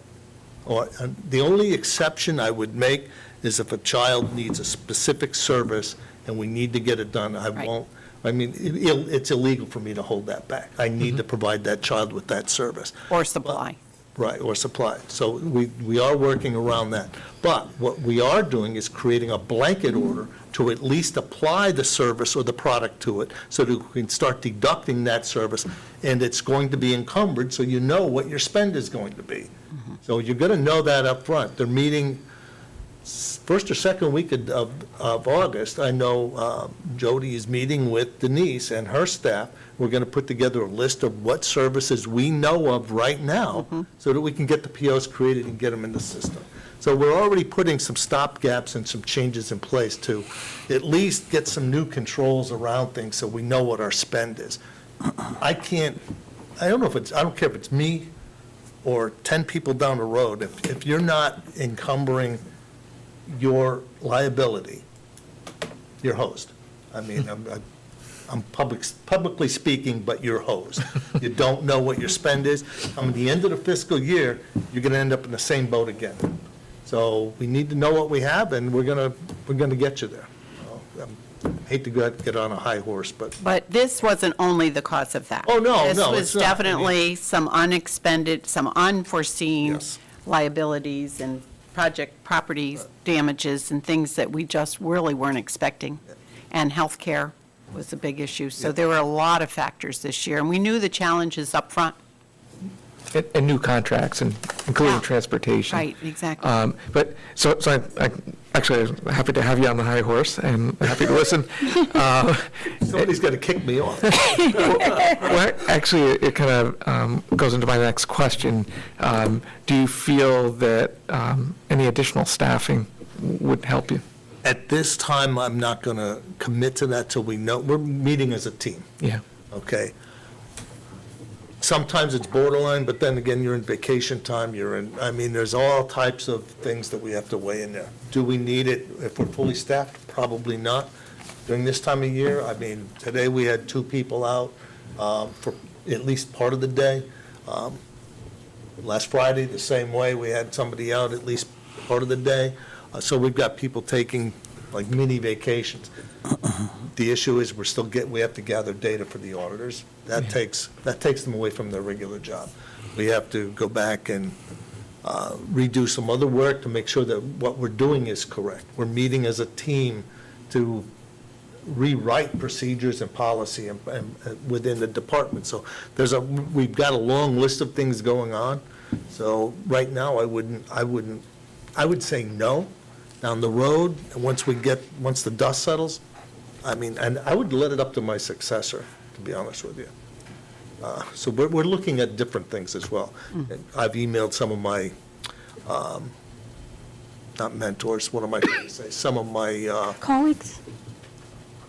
counter. Contemporaries? Yes, thank you. Sure. Peers, let's see that. So I've emailed some peers for some suggestions on, because your operating system's unique to the school business industry. And I have to understand that before I can say we need to do other changes as well.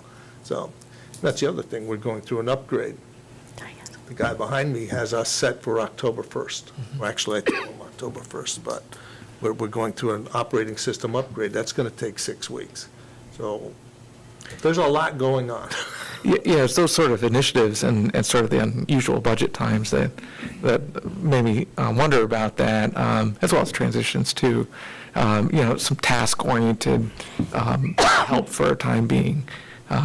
if it's there. Like, for instance, you mentioned today about having the last pay period be August 30th, and then having to meet that state deadline September 1st. That seems like an all hands on deck, but you might not have enough And hands. you can't do that because you've got one system that you're pulling all this data into. Yeah. Now, you'll also have to put the system with the items by code, by school, by dollar amount, and it gets uploaded into the operating system. Then you have to run your audits against the system, and if you're not within a plus or minus $1.99 on about 10 or 12 different files that are uploaded, you change one, and what it does is it changed 2 other records. So you're kind of hosed up until you get everything to balance. So for us, I mean, if somebody wants to sit there and do it with me, I'll be gladly show them. They'll be an expert in the EFS file. But, yeah, there's a lot that needs to be done this time of year, so. For sure. What happens on September 1st if those numbers are filed for FY '24 and we're in a deficit? What actually happens there? Going to ask you if you went to the town for the funding. We have. Okay. We have gone to the town to officially request it as a board to. I think we talked about this yeah. at the executive committee meeting with Floyd, didn't we? I thought somebody brought that up, I'm not sure what happened. I think Jen did. If What it, happens? It's and been brought if up you're a gonna be sued. number of times, and some in executive, some not, so. Yeah. We've asked that question. If you want to rehash the same old thing, go ahead. well, it's real important. Yeah, And I know, so but we I'm already just- talked about it. Go ahead. I'm just wondering, like, your take on September 1st, if we put in a budget to the state that's a deficit, what happens? Because apparently it hasn't happened before here. It's never happened in my lifetime. Yeah. So it'll be a first for me, too. Well, we're still Yeah. working on that, and I think, And we're- you know, we have some plans, so. And we are trying to Yeah. reduce the deficit down. Right. As you can tell. I mean, it was, what, 1.1, 1.2? Yeah. We're trying to get it down to where at Mike. least we can cover it. Yeah, it's clear you're making every effort, both in terms of cost control, they could do it at the point the problems were identified, and then accurate accounting and encumbering and seeing that change with updated numbers. That's great to see. I think also that on the town council side, the town side, they need to do their part and, release the funds intended for education so that we're not sitting here with an artificial constraint that shouldn't be I think when there. all things are said and done, I think we'll be working together with the town. We'll get it, Yeah. we'll get it settled. Yeah. Yeah, Okay. it looks like it's going in the Yeah, right we are going to direction. work on Yeah. that together. That's why we've pulled some of the data and gotten it organized, got a new chart, so I'll make sure we verify it, and I'll share it with you. Right. Jen? I know, stepping out of the swim lane a little bit, but I just want to understand, your staff, are they asking for PTO in advance, or are they just calling in sick and leaving you in the lurch? Oh, no, No. no, they asked for PTO. I mean, they're working hard down there, I mean. Okay, they yeah, no, I ask. just didn't know if, like, Oh, you're no. thinking you No. have a full staff and then you come in and. No, they're good. And even, some of them, even when they are sick, they're still working at home, trust me. I mean, Okay, it's- yeah, no, I was just trying to get an understanding, because when you had mentioned August 31st or August 30th as the deadline, I wasn't sure if you could ask them for, almost like a mandatory overtime for just that weekend, so that. You know, I we have get to the tell you mileage. that if there's any staff in this office, when called upon and needed, even on weekends, payrolls, snowy days, it's his office that is Okay. here, They making jump. sure the job is getting done. So I just can't commend them enough. Perfect, Yeah, you know, I just. because they didn't- do have Probably more have one of the deadlines best. than anybody. Yeah, I- I just didn't want you to be yeah. by yourself. No, you know. no. You have one of the best business office staffs that I've seen. I mean, they all pitch in, they all work well together. Are there some things we can possibly do down the road? Yes. I'm not going to go into that until we meet as a team. Once we meet in a team and agree on any and all changes, then you'll know. As a board, you'll know we've made some modifications, cross-training, whatever's needed, we're going to take care of. Perfect, thank you. Thank you for saying that about the staff, right? Yeah. Yeah. Oh, no, these people are, I can't praise them enough. I mean, they are, you have some of the best people I've ever worked with. He said if he didn't live so far away, he'd take the job. He likes them so much. He likes us all so much. I was going to say that. About as far away I was going to say that. The shoreline's beautiful. And we're certainly glad to have you, but I did promise you to get home for dinner, too, once you're done with your report. Yeah. Well, hopefully Ian won't keep you too much longer. Oh, he's sorry. Yeah, no worries. See him raise his hand, darn it. Yeah. So just a couple of questions. They're little batches, and they're probably going to involve some research.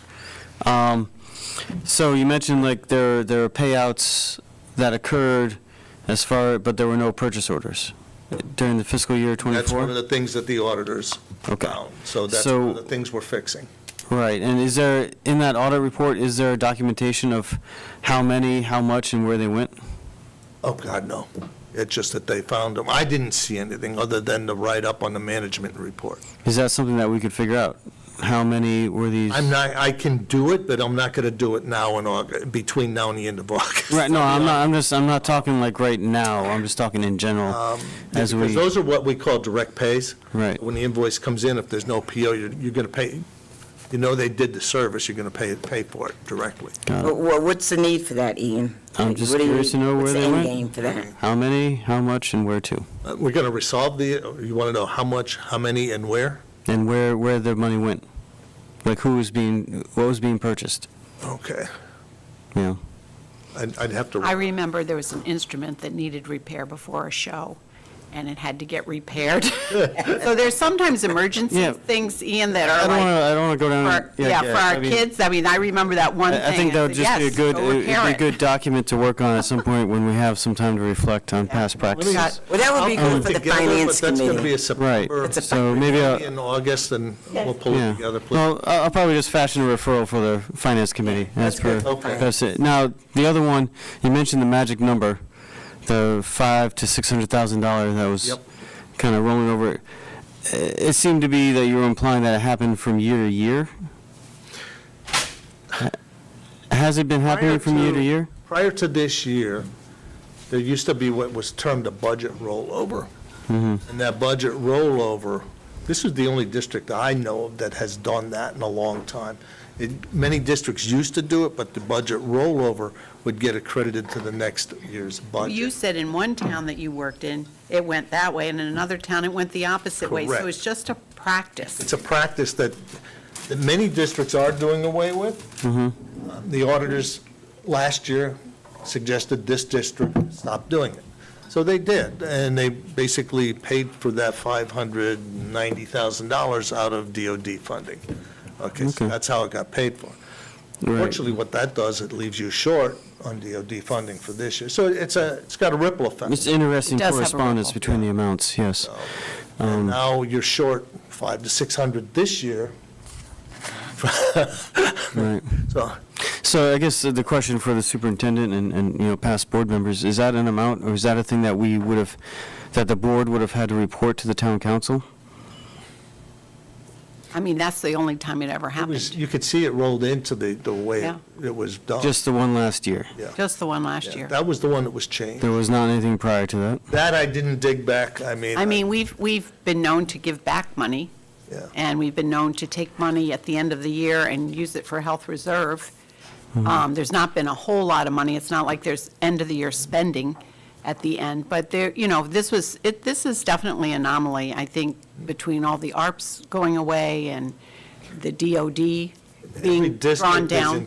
is going to be, if they're not in trouble this year, they're going to be in trouble next year. I know the district that I retired from, they've reduced many teachers, not just aides and things like that, but teachers. Well, we have two, teachers, everybody. And Yeah. they got, but you're talking a very small district that they've had to, when you're losing the type of money that was supporting sociologists, psychologists, and different programs, because ARP wanted you to, and now they pull the funding right out from under you, what are you going to do?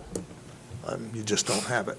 All right, so to your knowledge, there was not a perennial budget rollover occurring over the past 5, 6 years or anything like that?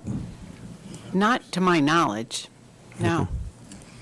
We've always either are sort of on the dot or, just under budget, that sort Yeah. of thing. We typically had a little something left over, and we would, either we've been known to give it back to the town.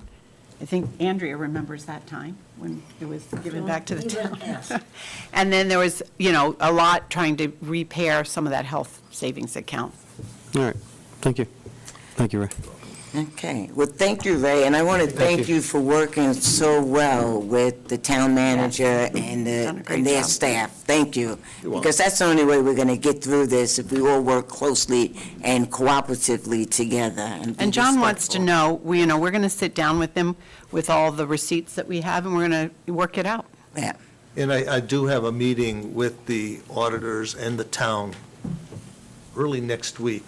I believe it's early next week to review process and procedure on the upcoming audit as well. We've received their request for their data that they're looking at for their initial drawdowns, not drawdowns, I got the wrong terminology in mind, but for their initial request and testing request. But after that, while that's happening, we're also meeting to basically lay out how do you want to, what are we going to do, when's the testing going to, when you're going to come in to actually do some more physical work, that type of thing, so. And this is earlier than we have had them come to us. So this is good that we're getting a little start. It's a nice job. I mean, Vanessa and Steve both, they're here to help us, help them too. I mean, it's a two-way street. I mean, we learn from them, they, We're moving forward from here on. Okay, you're on. Thank you Mr. so much. Thank you. Director of Facilities. Thank you, Ray. Have a safe trip home. thank you. Go ahead, Sam. Good evening. Good evening. Yeah, so back to the ESY busing quickly. My coordinators are working with the buses continuously, and I know they were trying to make the routes a little more efficient, so I'll be checking with, I already sent them a message to talk to me the first thing in the morning about the length of bus runs for the early, for the ESY program, so I'll have some better numbers there. Good night. Appreciate it. Night, Ray. Good night, Ray. Thank you. I know those, they were longer runs the last time I talked to him about it, but it's been a few days at least since then, so I'll check on that tomorrow. So for a lot of you, some of this is repetitive, but these are the projects that we're working on here in the district for the summer. And for those out there in TV land, these programs are things that we normally do during the summer. And because these schools, well, at one time, these schools actually belonged to us, the facilities department custodians. But now with the number of programs that we have in the schools, for instance, summer school at Fitch High School and Groton Middle School, the ESY program at NEA, like Denise told you about, Groton Parks and Rec at Mystic River Magnet School, City Parks and Rec at Thames River Magnet School, the STEM camp at Barnum, and Tree House at Kolnaski. There isn't one building that isn't being used by kids and staff. So our staffs are continually making, they're pretty flexible in what they're doing so that we sometimes get the programs to move around in the building so that we can get those sections done in time or a project done. And all these programs have been pretty cooperative with us. But so the buildings are not just ours in the summer anymore. They belong to the people. So the last time I talked to you, we were talking about the wood gym floors in the buildings. And this year, we're going to be doing the wood floors at Fitch High School, Groton Middle School, Northeast Academy, and Catherine Kolnaski. The other two elementary schools that have wood floors will be done next year in that cycle, and they will be completed by August. They're already scheduled up. And I told you about the wood chips. I think I told you there was a $20,000 bill for wood chips with the large playgrounds that we have. So for all the playgrounds, the wood chips will be start being delivered on Thursday of this week, and the company that's delivering them will actually spread them at Charles Barnum School and my staff will be placing them at the other playgrounds. So we'll be doing the rest of the playgrounds while they do that one school for us. The Fitch High School water replacement, water heater replacement, we had some additional parts that just arrived, and our plumber is working on that to finish that up. And once he's finished that up, we'll have the town building official over to inspect it before we energize it. Should be, hopefully, we're hoping that'll be within the next week or so. The Fitch High School floor tile repair is, we thought it was completed, but we did find a couple of places today that they didn't get to, so we gave them a call. We think it'll take one more day to finish up the repairs on the tiles that were affected by an outside contractor, so that'll be coming up. The tennis courts, as I told you, were completed. And, of course, we had some nice compliments from the pickleballers that they were able to get back onto the courts and use them, and we're happy with the repairs that were made. On the Groton Middle School artificial field, I was telling you about the infill that we're doing there, the material that gets spread out there. We don't use the rubber pellets like that you see maybe like in National Football League. If you watch that, you'll see those rubber pellets sometimes bounce up. We use a natural material, and it unfortunately it degrades more quickly than the rubber material, but it has no negative impacts to the environment. And Fort Hill Brook, which is down below, we need to put 300 tons on the field to bring it back up to standards. And we had material that was left, that was part of the project that was stored at the Public Works Department by the landfill. And when the contractor came to spread it, it is so moist that it was just clumping up and they couldn't do it. So we have to dry that stuff out. We're also looking at getting a couple more, possibly purchasing 3 more ton and then air drying that stuff.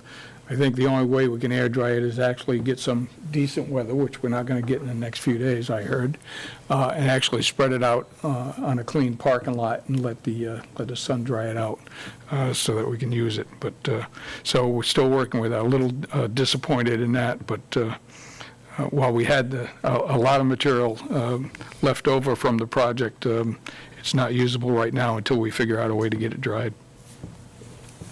The Kolnaski swing set has been completed, and at Barnum, the pergola is completed, which was donated by the Eastern Connecticut Conservation District, and somebody else was involved in it too, but that's It was the... Project O, Be Wet Project. Yeah, in cooperation with Project O, yes. So, and they had their own contractor come and actually erect it while we did the excavation for that. So that's all been done, and our excavator went over and cleaned up the site. So that one is ready to go, and is similar to the one that was installed at Kolnaski last year or the year before. Also speaking about Barnum, the roof replacement project, the architect's packet is still being put together so that we can go to the state and ask for the grant. And as I reported in the COW, that the plan is to have this to the state this fall, the request to the state, and do the project next summer. So also talk to you about the filters for the HVAC systems, which we now do 3 times a year. And we do them just before school starts in August. The filters were delivered. The hallway is loaded down there at the other end of the building. We'll be putting those together and getting ready to put those in probably the week before school starts, but there's still some arranging that we need to do with packaging up the filters and dividing them out by schools so that we can get them correctly to each school. Also told you about the HVAC testing that's required by the state now. So the Connecticut School Buildings Grounds Association is working on putting together an RFP, RFQ. I haven't got any further information on that since our last meeting. I did send them an email this morning to see if we have that ready to go. They're hoping to put something together so that everybody will be on the equal footing when they, and similar requests when it goes out to bid. Because there are limited companies can actually do that testing of the HVAC systems. Which also, the second half of that is the tools for schools, which is the indoor air quality piece of the state requirement for HVAC grants. So the HVAC testing and the tools for schools are both required in order for us to get any state grants when it comes to HVAC systems. So that's why it's critically important to do for the health of our kids and our staff. But if we hope to get any grants from the state regarding HVAC in the future, we have to have these completed. And again, as I reported, I did stop in and see the owner of Mystic Air last week, and he will be putting the reports together. I told you there's 6 reports for each school when it comes to the indoor air quality, the tools for schools portion of it. So they will be doing the reports for us that will go to the state. And once those reports are done, again, they will be posted on our Groton Public Schools website. The Groton Middle School scoreboards, as of last week, the town manager reported that the request did come from Superintendent Austin, but it has not gone to, as of last week, it had not gone to any board or committee for discussion. So I don't have a further update than that at this point. And I think that would be it. That's the end of my report. Thank you, Unless you Sam. have questions for me. Any questions for Sam? Just a quick one. In regards to the Groton Middle School scoreboard, the emails that I saw said that the request was attached to ARPA funding. Was that correct? I believe so. And that I the believe town that's manager... where they said they would find the funding. Right, and he related in the email that is not likely, since the ARPA funding has been mostly already allocated elsewhere. So, He sent that to who? I'll forward it around to the rest of the board. It was an email thread between myself, the chair, Mr. Kilpatrick, and the town manager, and a couple other individuals that were identified throughout the conversation. So that means he has to get the money from other sources, I guess. Somewhere else. Yeah. Dean? Yeah, I may have missed it. Did you tell us what the estimate was for the Charles Barn roof? I did at the last meeting. However, it was, Here's repeating. it does bear repeating. And I don't have it right in front of me, but I believe it's $960,000. That's what I remember. Yep. It was under $1 million. It was under $1 million. Yeah, it was, You had it separated to the roof project alone and then the solar panels. and the solar is not. The initial gonna be done. solar. We're just going to do the roof. Right. It was under $1 million. It was $960,438 on that. Don't quote me on that. It was in that neighborhood. And it won't go up, will it? I mean, you're not going to do it until next year, You so is don't- there a chance that, You don't know what the price is until the bidding. Yeah, you got to go out for bid for this. all right, If Mike? you go out to bid at the right time of year, it can affect the bids too. So if we get out there in the fall, we'll have better luck with the pricing good. as Okay. opposed to wait until the spring and bid when they've already got their work lined up, so, Because is the goal to keep it under $1 million? yes. Yes, okay. Yep. Mike, go. Thanks. I just have a quick question on the Groton Middle School field. What happened to the old material? Did it go away, be compressed? Does it have to be taken It up? just, it's biodegradable, so it's, I think it's coconut husks, I think, for the most part. So it's a grainy, fibrous material, natural material. And it just, it gets beat up and ground up by kids running around in soccer shoes and everything else. And and some of it just probably just disintegrates. And so this is kind of an every 4-year thing, it seems like, 4 or 5 years? This much would be, adding this much material is a little unusual. Once we get this, our guys should be able to keep up with it a little bit better after this one is done, so it probably, every 3 to 4 years, you're going to be adding some material to it. Whether it would be 300 ton or not, I mean, I guess time will really tell. Okay, thank you. Jennifer?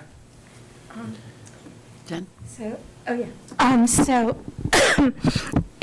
similar question, right? In regards to the material for the field, I know you had mentioned that we needed to get something for, is it Mystic, because it's near the brook, and that's why we went with like the wood chip products? No, I was talking about the middle school artificial field. when we were talking sorry, about the brook. then- That was Fort Hill Brook.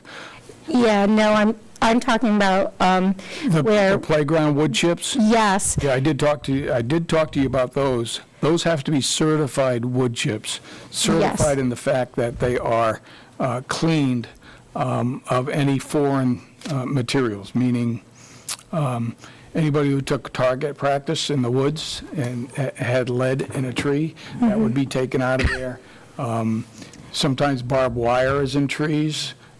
So any metals, foreign objects would be taken out of there, and this company certifies that it's all been done appropriately. and I know and understand why we would do that for Mystic, because I think you had mentioned that there's a brook nearby, and we didn't want There's it. one there too, yes. So, But we do it for all the schools. We use the certified materials for all the schools. that's what I was trying to get at, is like, I know you had mentioned there's an alternative, that's the rubberized material, that probably wouldn't need to get replaced as much, so is it more cost-effective for the schools where there's no environmental impact, like a brook nearby, to do the rubberized material? Yeah, I think you're referring back to the artificial field and the rubber material that would be used for infill on the artificial field. Okay, so not for the playground, Not so for the all, playground. so all the playgrounds are Our wood chips. wood chips? Okay. But the playground at Eastern Point Beach is rubberized. That's a complete rubber surface, yes. So how does that compare to the wood chip? Well, wood chips we replace often, which means at least every other year. And this year it's, I think I said, I was in the $16,000 range, I think, on the wood chips. So they're not inexpensive, Yeah, but that would have to be, that would be a major project to do the rubberized surface on a playground. but like, what's the cost benefit to that? That's what I was trying to get at. If there's only one school that has an environmental impact, and it's going to cost, No, we don't do, again, I was talking about the artificial field at Groton Middle School regarding the materials washing down to the Fort Hill Brook. When we're talking about the other schools, the wood chips are certified because they are required to be certified wood chips okay, on the playgrounds by the state of Connecticut. but I'm just trying to understand, like, can't we use the rubber, if environmental is not a concern for any of the other schools, exclude Groton Middle, for the playgrounds, should we considerize the rubberized option, because it might be X amount, which will last 10 years or 15 years, and the cost benefit is to our, it'll be favorable to us, because we don't need to replace it as much, and whatever else benefit it might be. Well, if this board would like me to look into that, what it would cost to have our playgrounds reconstructed with rubberized surfaces, I could have that done. Is that something that would be ours, or would that become like a CIP? I'm sure it would Be a be a major CIP CIP. project, yeah. Okay, maybe not, because it's already there, but I'm just saying, like, if it's going to be cheaper in the long run, it might be something that we should look into. I'm I'm not telling you to do it now. What the town maybe paid for the Eastern Point Beach, that would give us a city. That'd be The city. yeah. Oh, yeah, you can ask them, Sam, what they paid for that. I'll talk to Ms. Hill.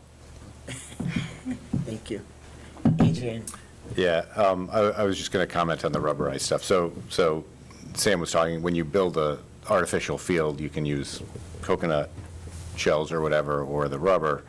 And there's also, I think, some pretty significant concern about kids playing in rubber and health effects, either short or long-term, because of that. And I think that there's some towns that have spent enormous amounts of money on rubber artificial turfs and realize that they maybe didn't make a good choice. So aside from the water quality and the brook down the hill, personally to me, I would rather put some coconut shells down every few years versus having the kids play in rubber, which may not be good for their health. So that was just my comment. I'm guessing that that's where we were kind of going with that. This kind of goes back, but also to the busing. When do the buses run for the ESY service? Are they for the ESY services in the summer? What time, how long is that program open? Is it like 2.5 hours or something? 4 hours? I was going to say, What's the ESY program? Yeah. I think Yeah. Denise said it's a half a day. it is a half a day, It's a- but I don't it's a know if half they're day. getting out right before lunch, coming at Yes, 9 I think she to said 11. Yeah, it's- 11:30. 11:30, it's 11:30, yeah, so it's a 2.5 hours. All right. All right, so the busing starts around 8 or maybe just a little bit before. Yeah, 8. probably before that, but Yeah. yeah. All right. 7:30, 8 o'clock. All right, that was my question. I'll All get a right. little more clarity on that. I'll talk to the coordinators, and How many buses are running, do you know? I don't know the number right now. I'd have to double check on that. All right, yeah, I was just wondering. In a regular year, we have about 16 special ed buses running. Yeah, all right, thank you. Dr. Ackerman? You don't have to answer this tonight, Mike. You don't have to answer this tonight. I just want to echo what the concern that Adrian had about rubber and coconut shells, as it were, and the children. So if you would look into that, unless you know it off the top of your head, and if you do, you can tell me another time. I am surprised, I don't know it off the top of my head, but I am surprised that I haven't seen a study on the effects of the off-gassing of the rubber on, even on these playgrounds that Right. are usually for elementary age kids, early childhood and elementary kids. So, which is solid rubber. You're out there in the heat of the summer or, well, even early fall or whatever. So I'm surprised there isn't a study on that, because they've done a lot of studies on the fields, on the artificial fields.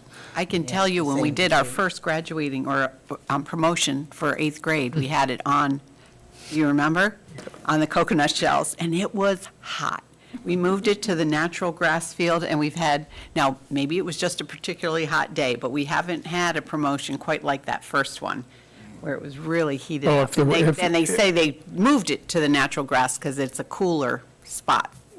If we had rubber pellets, it would have been even hotter. And the same argument for the artificial turf versus the natural turf. Dean? Yeah, just a small point. I agree, rubber is pretty questionable when it comes to elementary school kids. But I don't make the presumption that anything natural, I'm not saying anything about coconut material. I don't make the presumption that if it's natural, it's therefore perfectly fine. Because there's lots of stuff in nature that Right. also gives off Yep, substances. that's right. That really is not appropriate for kids either. So there may be nothing in use today that's natural, that's used for playgrounds that falls in that category. But I approach that with an open mind. Because there are things in nature that are also dangerous. Okay, any other questions for Sam? All right, well, thank you, Sam. You're welcome. We appreciate everything your staff does, and enjoy the rest of the summer. Hope all goes well. Me too. Okay, next is committee reports policy. Matthew? The policy committee meets tomorrow. We will begin discussion on a topic nominally labeled, well, we have a policy on student use of technology communication devices that was devised in 2014 before the ubiquitous use of cell phones and obviously well before artificial intelligence. There's a significant body of literature, research, which suggests it may be time to review our policy in view of an update. Our first meeting on that will be tomorrow. Susan is bringing along Matt and Peter and Clint to brief us on what existing policies are in the middle school and the high school, the degree to which they are enforced or not enforced, and the handshaking between the two different schools. That'll be the first part, and I'm hoping that with the input from administration and our members, we can kind of lay out a process by which we're going to look at this. And so tomorrow, our committee members and visitors will be getting a packet of 100 pages, maybe a little bit less, 80 pages of documentation on what other Connecticut districts have recently done. Another piece of that packet is what other states are doing. Another piece of that packet is serious research, studies done in the United States and overseas.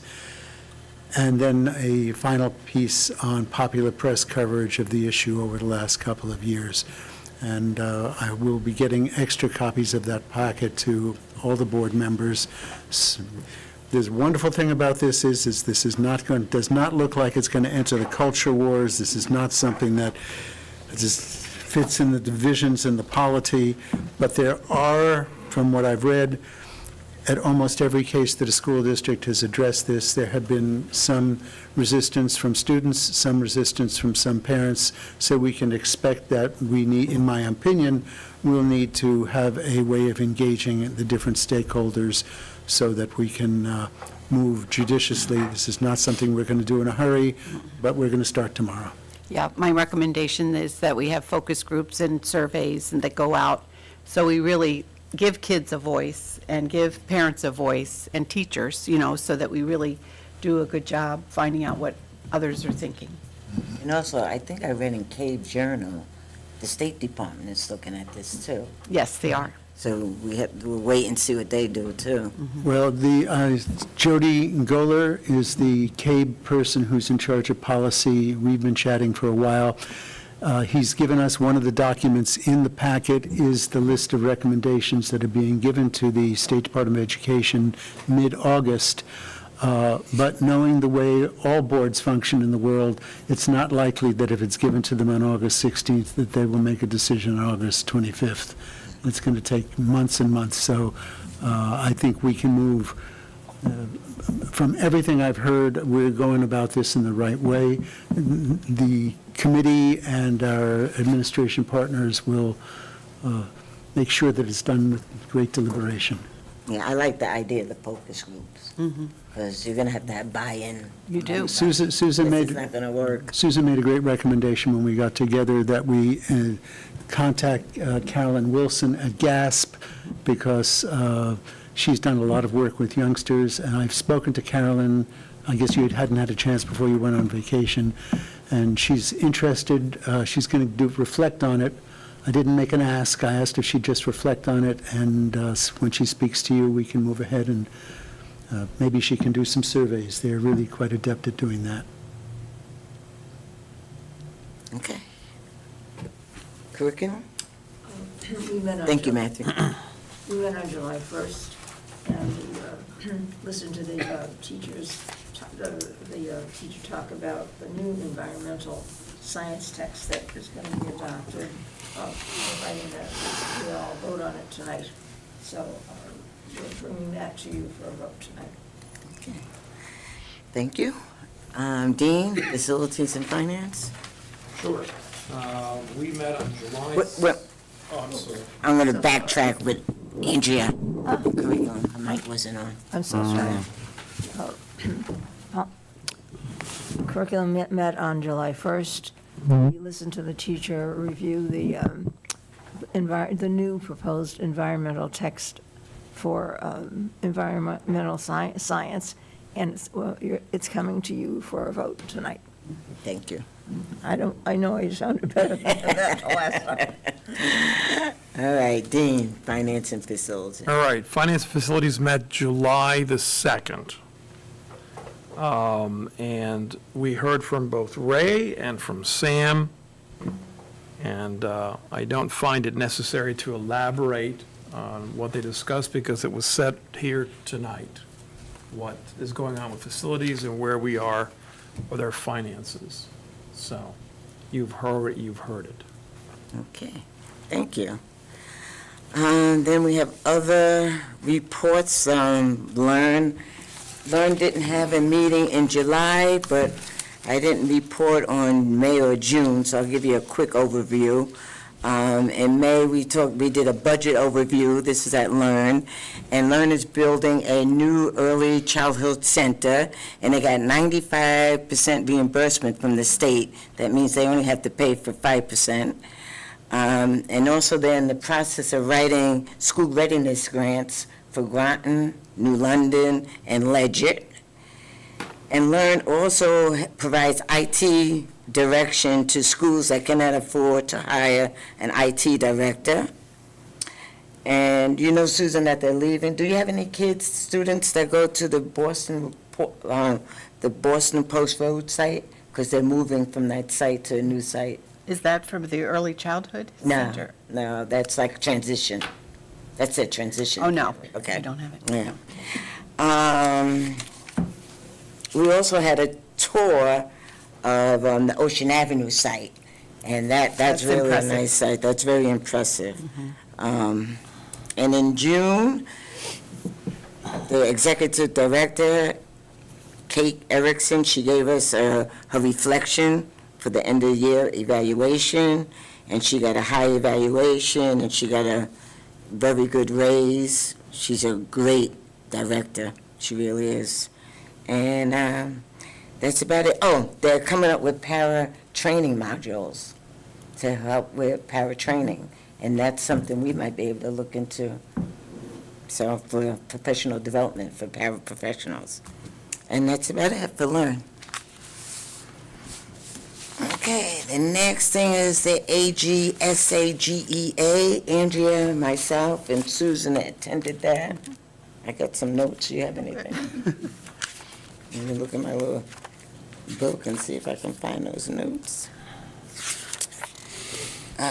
One thing off the top, they're very interested in student attendance, and they would like the board to look at the student attendance policy because they don't think it has enough teeth in it.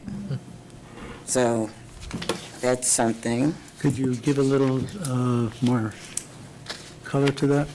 Can you? I can't remember. This was back in May. Well, I think we've all seen attendance for adults and children, due to COVID and illness and even mental illness struggle.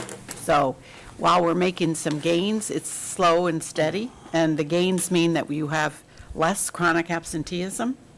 So, we've definitely been paying attention to it, and it does require sometimes for staff, social workers, principals to go to homes and just to check on families to make sure, to see if there's something we can provide resource-wise to get kids back in school.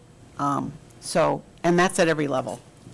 So we do monitor that. We have crisis committees that work on that.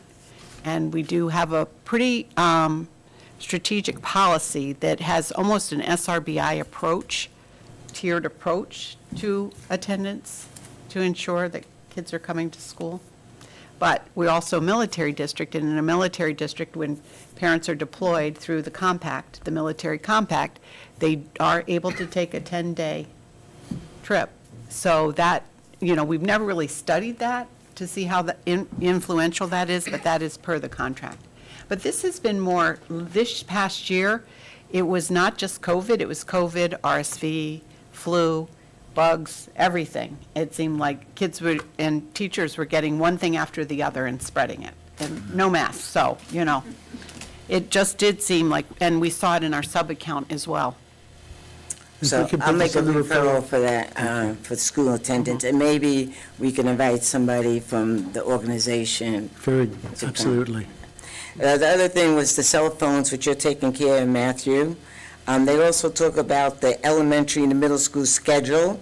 They said they're losing 30 hours a year in time. I thought that was the middle school. Elementary was the fact that we Yeah. have the reading program, and the reading program is taking more time to deliver. But the middle school was less time, because our hours and time for elementary haven't changed, but there has been additional time required for the Hagerty phonemic awareness, the phonics, and then the new wit and wisdom will take more time. And maybe lunch, too, I think. There was that change a couple years ago, Oh, lunch. yeah, but that was like that was, what, 5 minutes? Yeah. Well, they like us to look at that elementary, I wrote it down, elementary and middle school schedule, because they're losing time, they said. And Matthew, when you do the cell phone, they like the policy to be the same for all levels, because, That's clearly one of the items that we're going to need to look at. they said there's not consistency in all the policies, and it needs to be I consistent. don't know that the policy isn't consistent, but it could be that the regulations and the way it's rolled out could be different. Yeah, and it's my hope that we'll get some... We'll find out. We'll get some input from the elementary school levels Yeah, as we well, because kids 3rd, 4th, and 5th are using cell phones. Even K1 and 2. K1 and 2, okay, that's great, terrific. Then they talked Get 'em about early. trusting our teachers. They said Board of Ed members please do not respond to public comments when we don't know all the facts.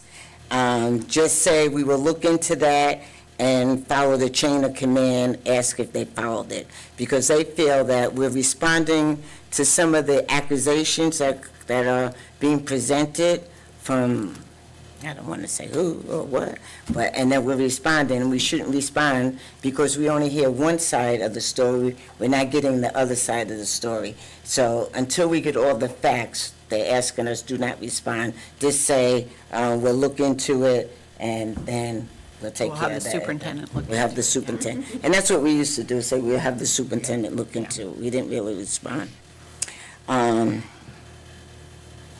And they talked about health insurance. I don't know, health insurance, I won't go to that. Oh, they talked about health insurance, but I wrote down, the town employees pay 14%, and the administrators pay 23%, and I don't know, so I'm not even gonna. The town versus the town contracts are different than the school board Yeah, I guess they have a Different. problem with that. unions.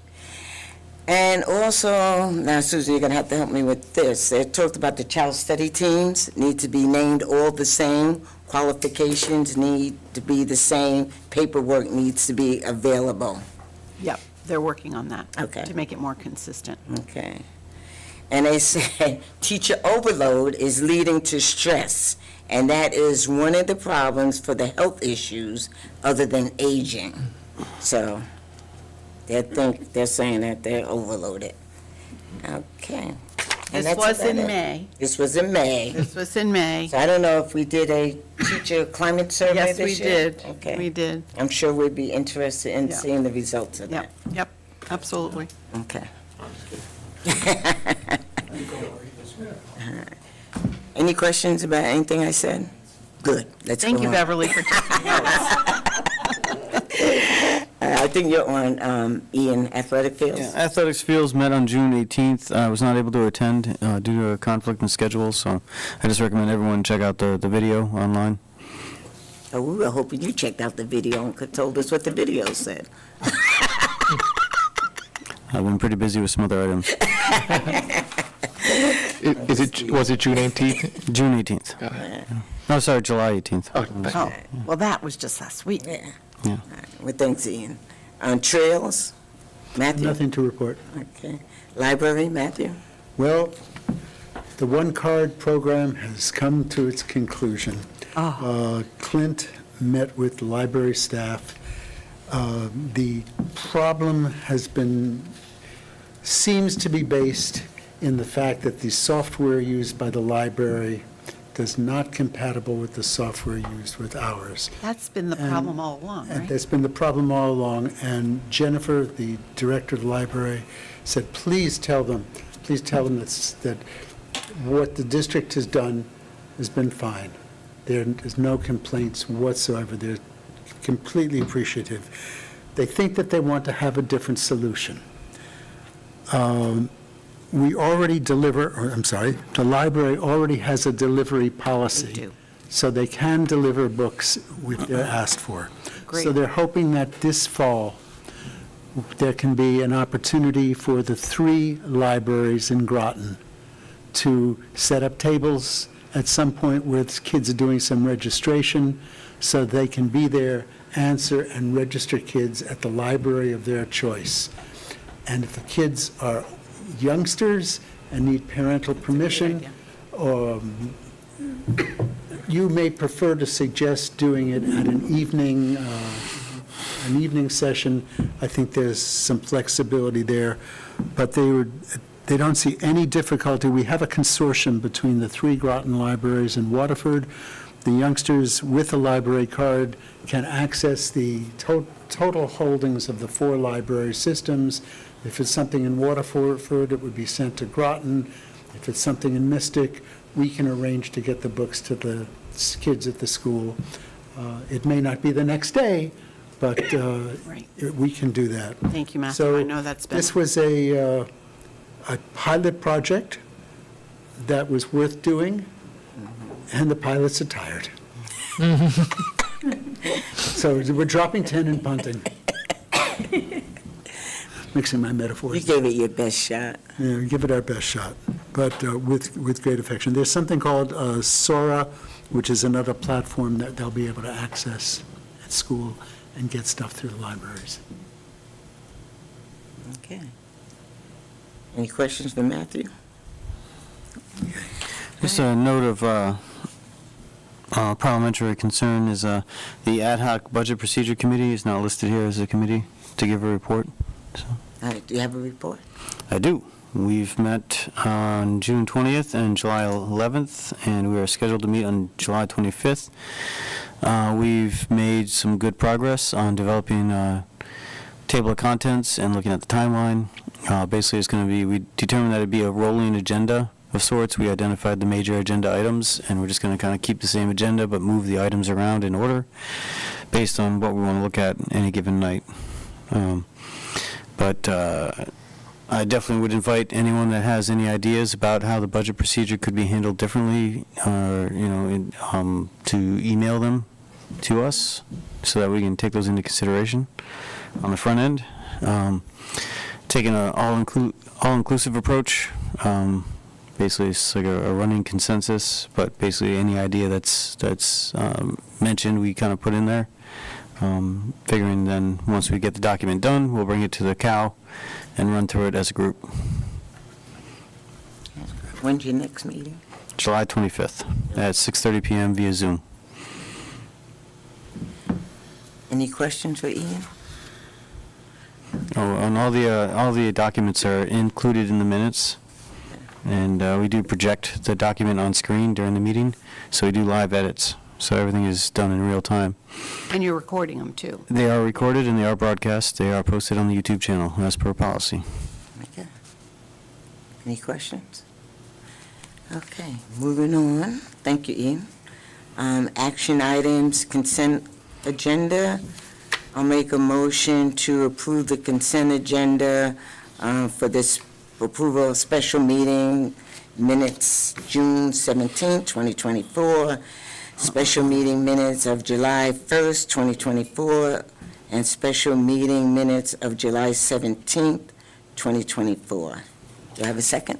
Matthew? Any discussion about the minutes? Any corrections? All set? Okay. All those in favor of approving the consent agenda, say aye. Aye. Oppose? Abstentions? Okay, that passes 8-0. Old business. Discussion and possible action regarding ratification of policy P3171, .1, non-lapsing reserve account for educational or capital expenditures. And Ian, you want to make that motion? Yeah. While Groton Board of Education Bylaw 9311 allows adoption of policies based on new legislation to be adopted upon the first reading, in order to memorialize its official adoption on June 17th, 2024, the board hereby ratifies policy P317.1, non-lapsing reserve account for educational or capital expenditures. Do you have a second? Second. Second, Dean. Discussion? It's P3171.1, just for the record. P. I believe that's what I said. Why- Left out of one. No. Huh? Correction, policy P3171.1. Okay. So Any moved. other discussion? I just wanted to call attention to the email that came from the chair about 5:41 this evening, where it's just basically, he's relaying the information he got from the attorney about how the attorney noticed, after we had that initial meeting on June 17th, he noticed that, we do have the policy that allows for passing on the first read anything that's associated with new legislation. So he suggested that we just ratify it tonight to make sure that it's understood that we accept it as our new policy, and it was valid on June 17th, but this is just the official memorialization of it. And it seems like the wording of the motion itself reflects that. It seems like it's It does. consistent, so Yeah. it's good. Okay. Any other comments, questions? Okay, all those in favor of the motion, say aye. Aye. Oppose? Abstentions? Okay, it passes 8-0. The next item is new business, discussion and possible action regarding the approval of the ECE/AP Environmental Science textbook. And I'll make a motion to approve the ECE/AP Environmental Science textbook. Do I have a second? Second. Second, Andrea, Dr. Ackerman. Okay. Discussion. So through a dual enrollment grant where we're able to marry AP and ECE, or IB and ECE, this course has been under review, and this book is going to be purchased through the grant. We did hear from Jason England. I know Adrian did a yeoman's job of really researching and reading. He had both textbooks, and he reviewed the original one and the second one, and we were basically told by Jason that he felt like it was very accessible, the text, and that it was a good, solid read and much more updated. You might have more details about that than I do, but he did make a case, and I think the policy committee did listen carefully. I think that the biggest thing, let me do this, I'm sorry. To me, the most essential thing was that the new book is, well, I don't know if it's designed to do this, but it will speak to the inclusion of honors courses, and that's the big push for this. And it will give UConn credit, and they said other colleges, but they did not define which ones those were. And I think this was a text selected by the UConn. Yes, Dr. Ortega recommended this. And also, the original book that they're using is out of date. It's required to be replaced every 10 years. So this will meet that mandate. Yeah, and I think one of the other benefits to the new book is the old book was written for college students, so the reading levels for the book, not just the information, but the actual text reading was more meant for college-level kids rather than maybe 11th or 12th grade kids, so it was a little easier to read. I could even read it, so. Now, that was going to be one of my questions, what was the readability? And that, I have to I tell you. didn't have to reread too many parts, so it was. We even have some 10th graders taking this level coursework, too.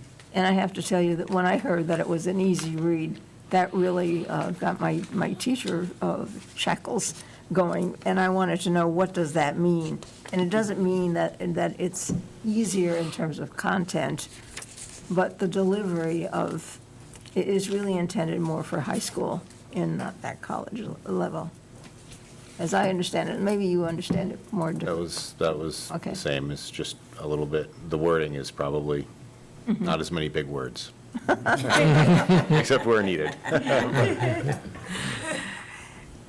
Any other comments? Oh, Michael? just the other comment is, by getting the textbook, you get the digital resources as well.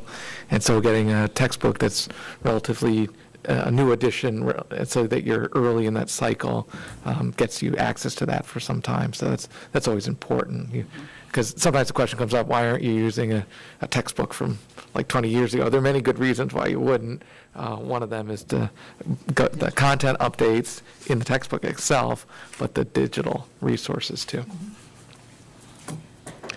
Adrian, go ahead, Dean. Sorry. I'm gonna, Mike, yes.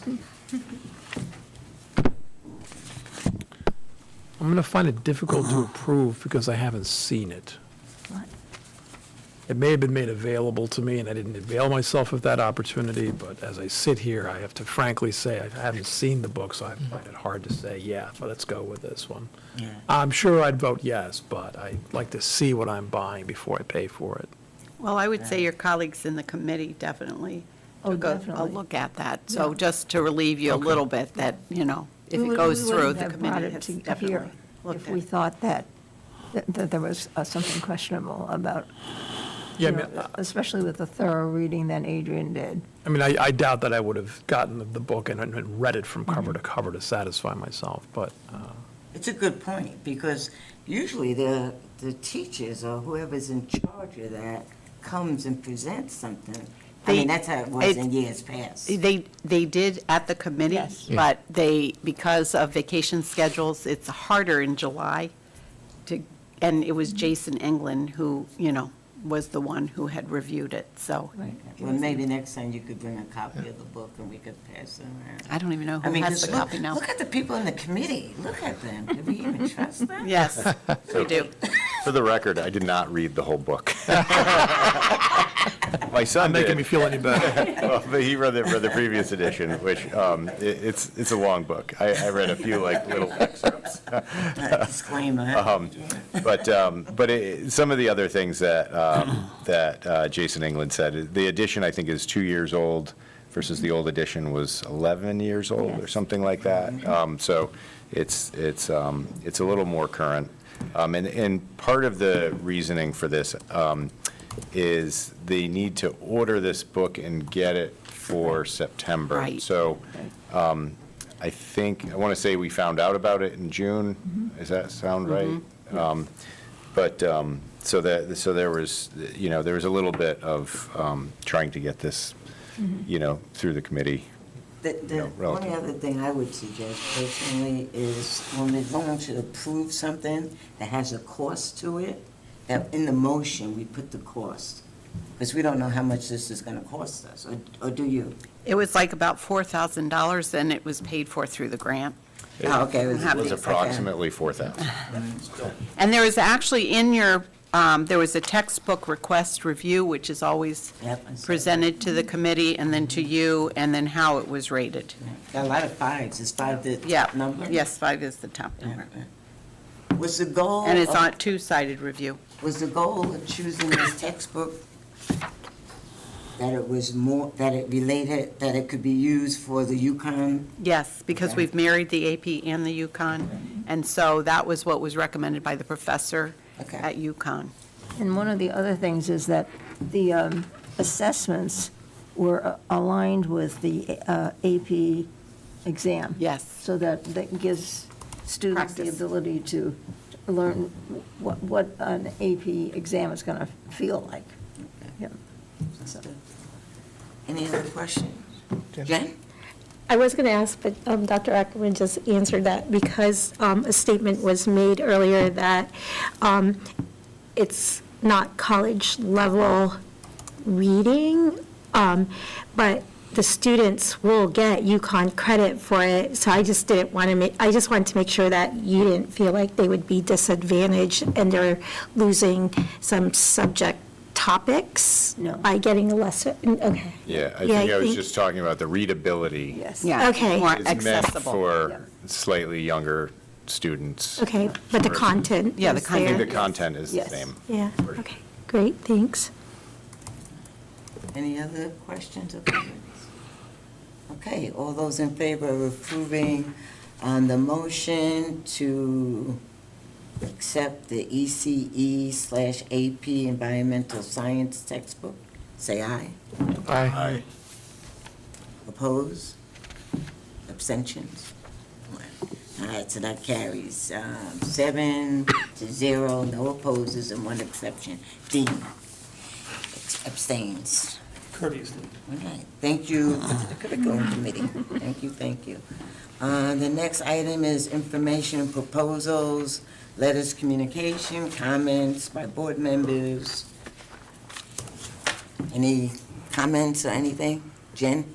I know it pertains to what you had read earlier, but in the June meeting, I mentioned an incident that occurred during graduation, and I will keep following up until I hear what was discovered and a resolution to that. Any, Matthew? You're putting in a referral on nursing for our next meeting? For school attendance? No, nursing, the registered nurses, funding of the nurses. Yes, I'll tell Jay about it. Thank you. Ian, anything? I have some referrals that I'll do via email, but having to do with, looking at operational or internal audits, trying to get that transparent map organized, and a policy regarding like how grievances are handled and how they're reported to the board. But I also did want to share a brief statement to clear the air regarding my attempts to communicate with the council back in June, on June 25th and July 9th.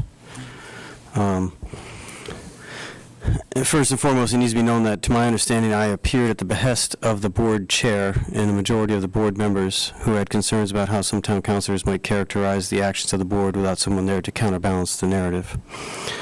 On June 25th, I arrived with what I understood to be a consensus of board members in support of my representing the board's interest, as well as a letter of introduction from the chair that specifically designated me to be there in place of the chair. The mayor refused to recognize me as part of that meeting. My attempts to appeal that choice resulted in the mayor declaring me to be out of order and taking a recess. I left the annex shortly thereafter. On July 9th, I arrived at the explicit invitation from the council for any board members who wished to speak. This time, there was a specific invitation via email from the council to allow Board of Ed members to attend and be able to engage in some limited fashion with the discussion of the audit. Shortly after I took a seat to view the presentation of the auditors, I was pressed by the majority of the council to issue an apology to the body for what was characterized as disrupting the June 25th meeting. The motion also included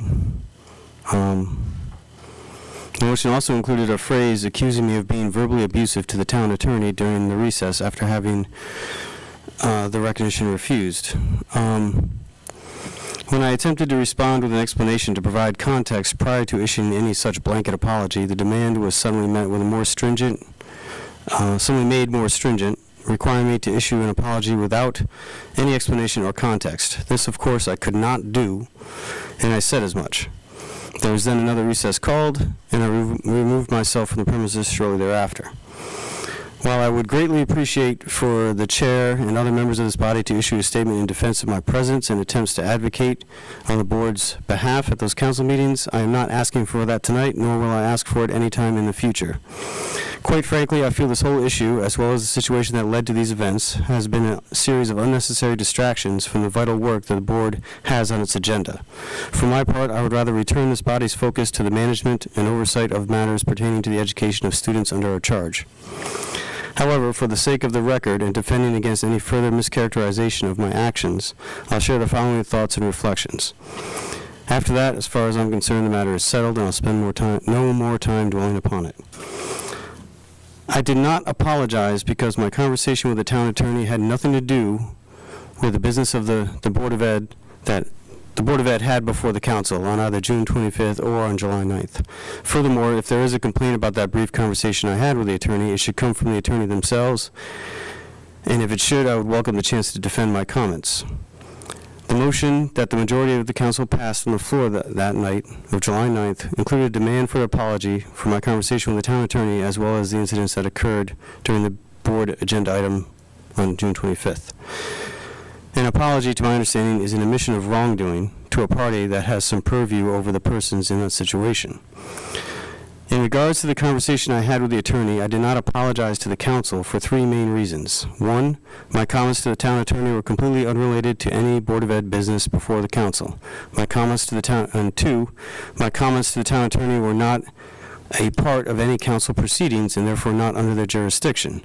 And three, my comments were wholly defensible and well within the appropriate parameters of common conversation. Furthermore, I did not apologize because, more to the point, and from my point of view, I did nothing so wrong as to be worthy of an apology. I attended both meetings in good faith that I would be recognized and respected as a duly identified representative of a duly elected body that is of equal standing and authority as the council itself. On neither date did this occur. On both occasions, the mayor and the majority of the council instead chose to act as if the Board of Ed is subjugate to the council. This is not the case.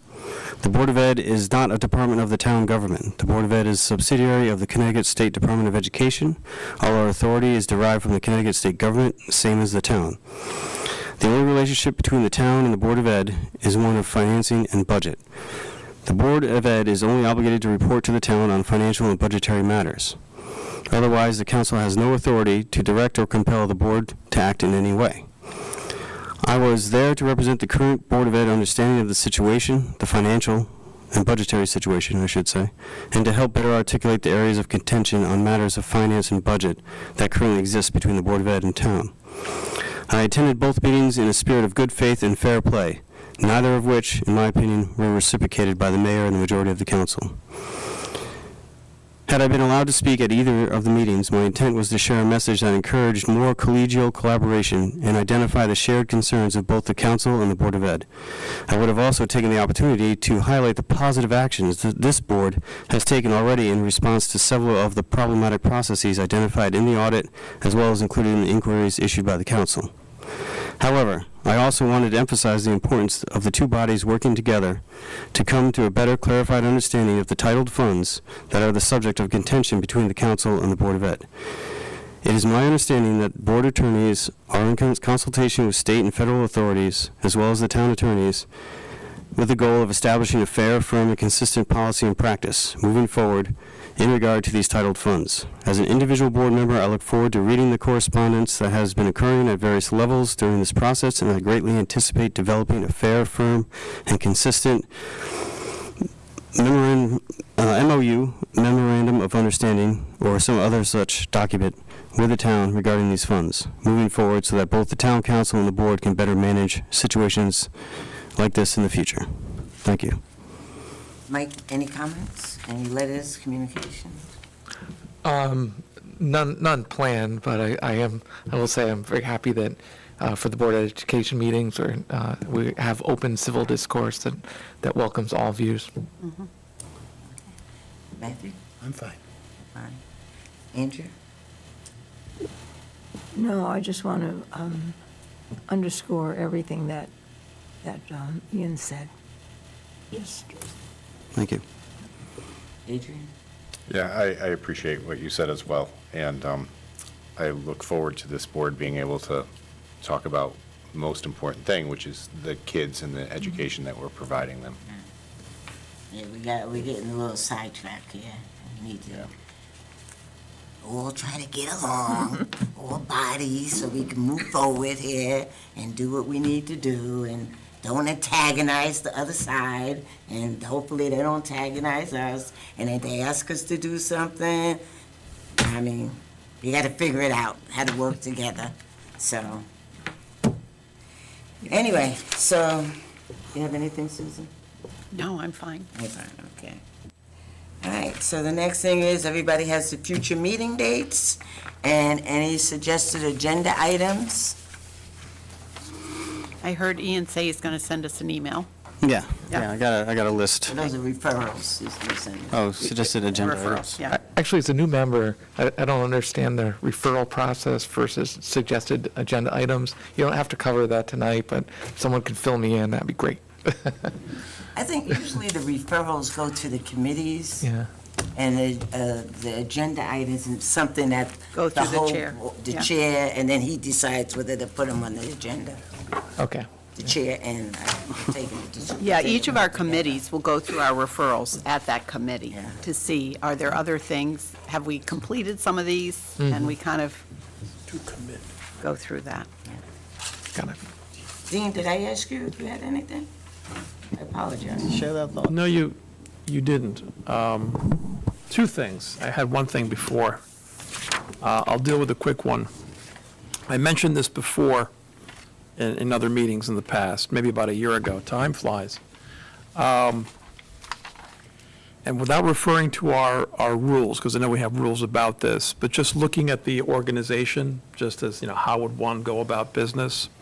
It seems to me that the body, this is the deliberative body, and then we have committees, both the committee of the whole and the specialized committees, for the purpose of diving deeper, as much as I hate that expression nowadays, diving deeper into certain issues and then asking them to report back. I think the way we should be doing it is this body would vote to commit. That's typically how it's done under Robert's rules. Vote to commit an issue to a committee. It's why they're called committees. We are the committor, and we are voting to commit the deliberation of an issue to one of the committees, standing or ad hoc or what have you. And then what they're supposed to do is chew on it and then report back. That's what's supposed to happen. So, but we don't really do it that way. I'm not saying that's wrong, but that's in the way we do it, and the way I think we have it in the rules is in derogation. Are you Robert's talking about rules. this regular meeting that we're in right now? Yeah, this is the one and only meeting per month of the Right. Board of Education. Everything else is a facsimile. Well, those It's a knockoff. COWs tend to be, one tends to be more instructional, one, the way we've set it up. Right. One Yeah, but tends to they're be more committee finance facility. meetings. Doesn't But they're matter. still committees, yeah.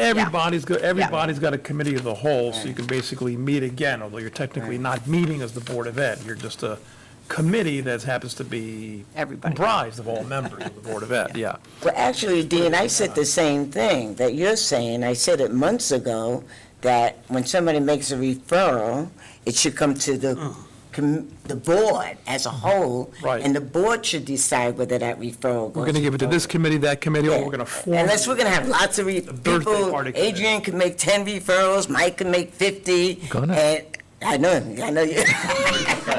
So the board should decide, I think this is what you're saying, and I think I said it before, that this is something that we are committed to. Committee, we are committing this issue to that Unless committee. we're getting swamped with all these referrals that the board hasn't decided that we really want to refer.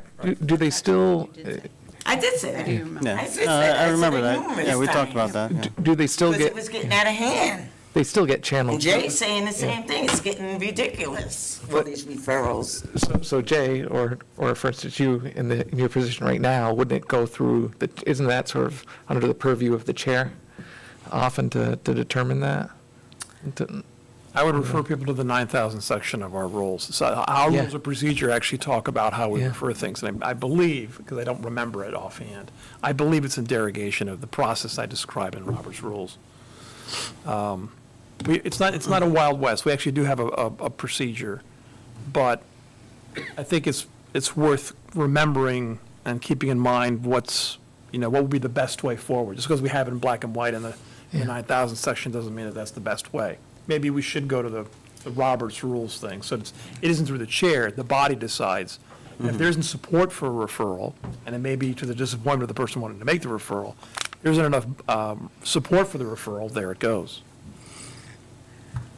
Yeah, I have a question. So, let's say you make. sorry, you're the chair. I'm sorry. No. Hey, I'm just one person. So I'm just trying to understand, like, what you're suggesting, because I'm not as familiar with the rules. So if Ian made a referral, like tonight, like a full board meeting, Yeah. so are you saying that the next time we meet, we will review those referral and then distribute it, or say, this is approved, it goes to policy, this is approved?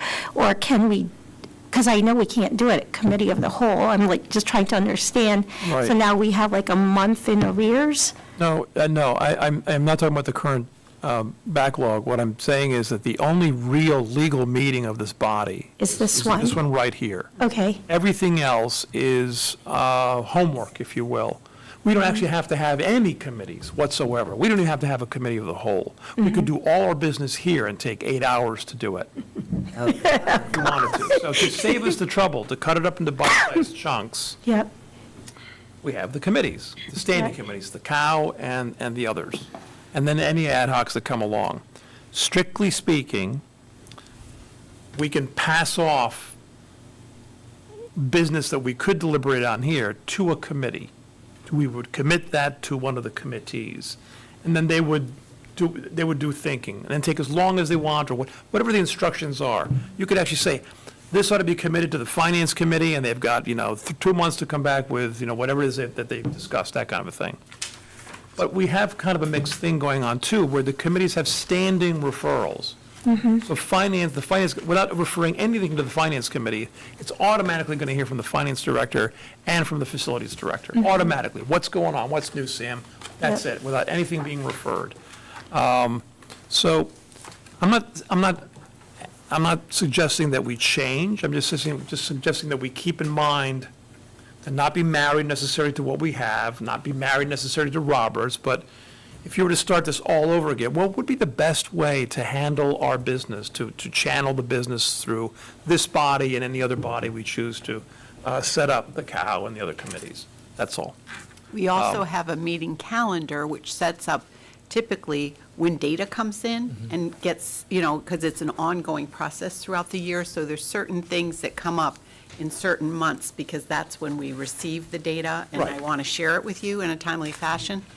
Yeah, but that, what that provides is that's just guidance for. if we- guidelines. Rather than saying, let's have a meeting 6 months from now, you could do that. I understand that there's a Yeah. reality. Yeah. And it's better to have a meeting here rather than there, because the information's available here, but it's not available there. I got all that. Right, right. The other thing I wanted to mention was, with respect to what Ian said, and what others have said regarding relations with other bodies, I'm going to put it this way. September 39, the Germans invade Poland. Then a couple of days, because of treaties, because of Britain and France's commitment to Poland, they were also at war with Germany. The situation you had on the Western Front was French soldiers looking at the Germans on the other side of the river. In Poland, the Poles were getting slaughtered.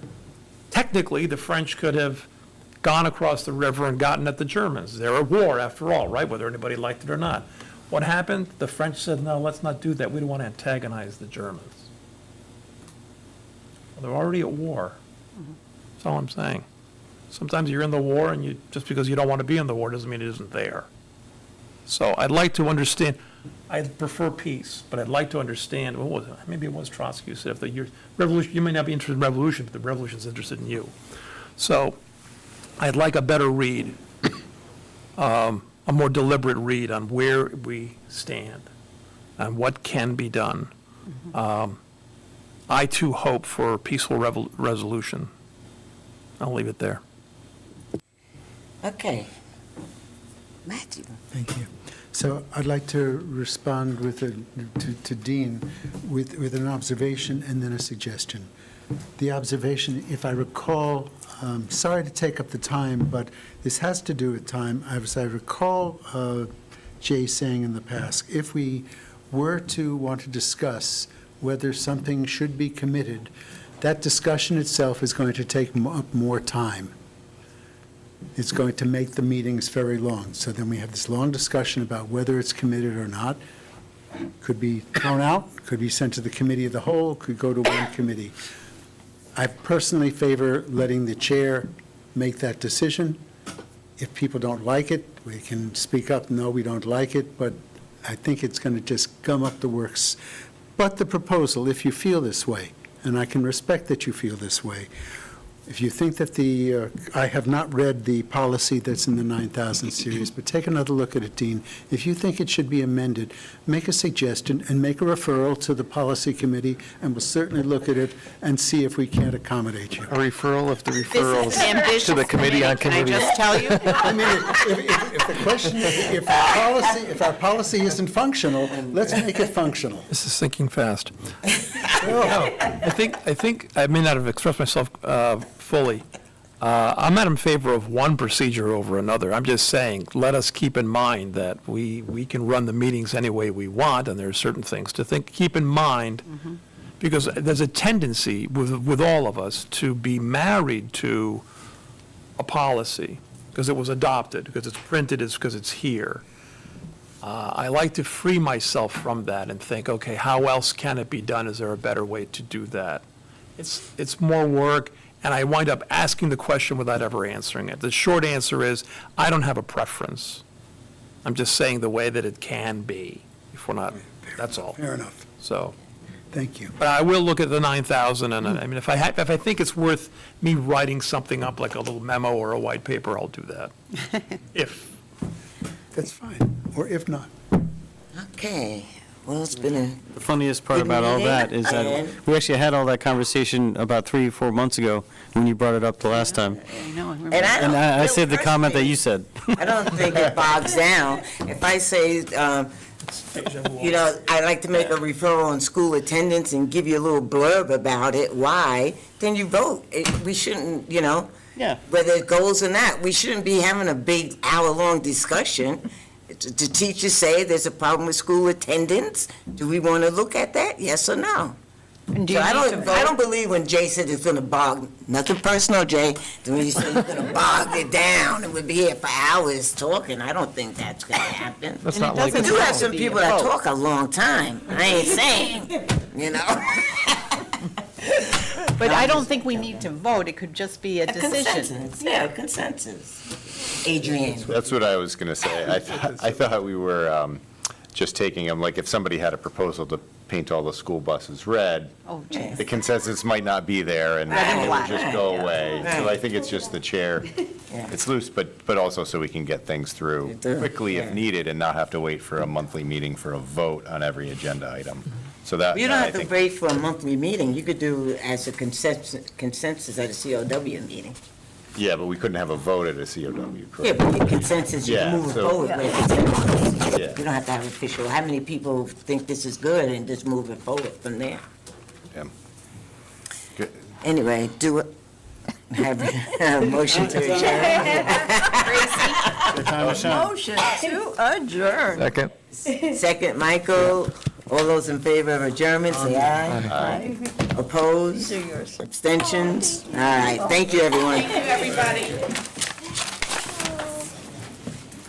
What would your son the first week? I went over to see him today during the day. I brought the dog over with me, asked him first, he said fine. And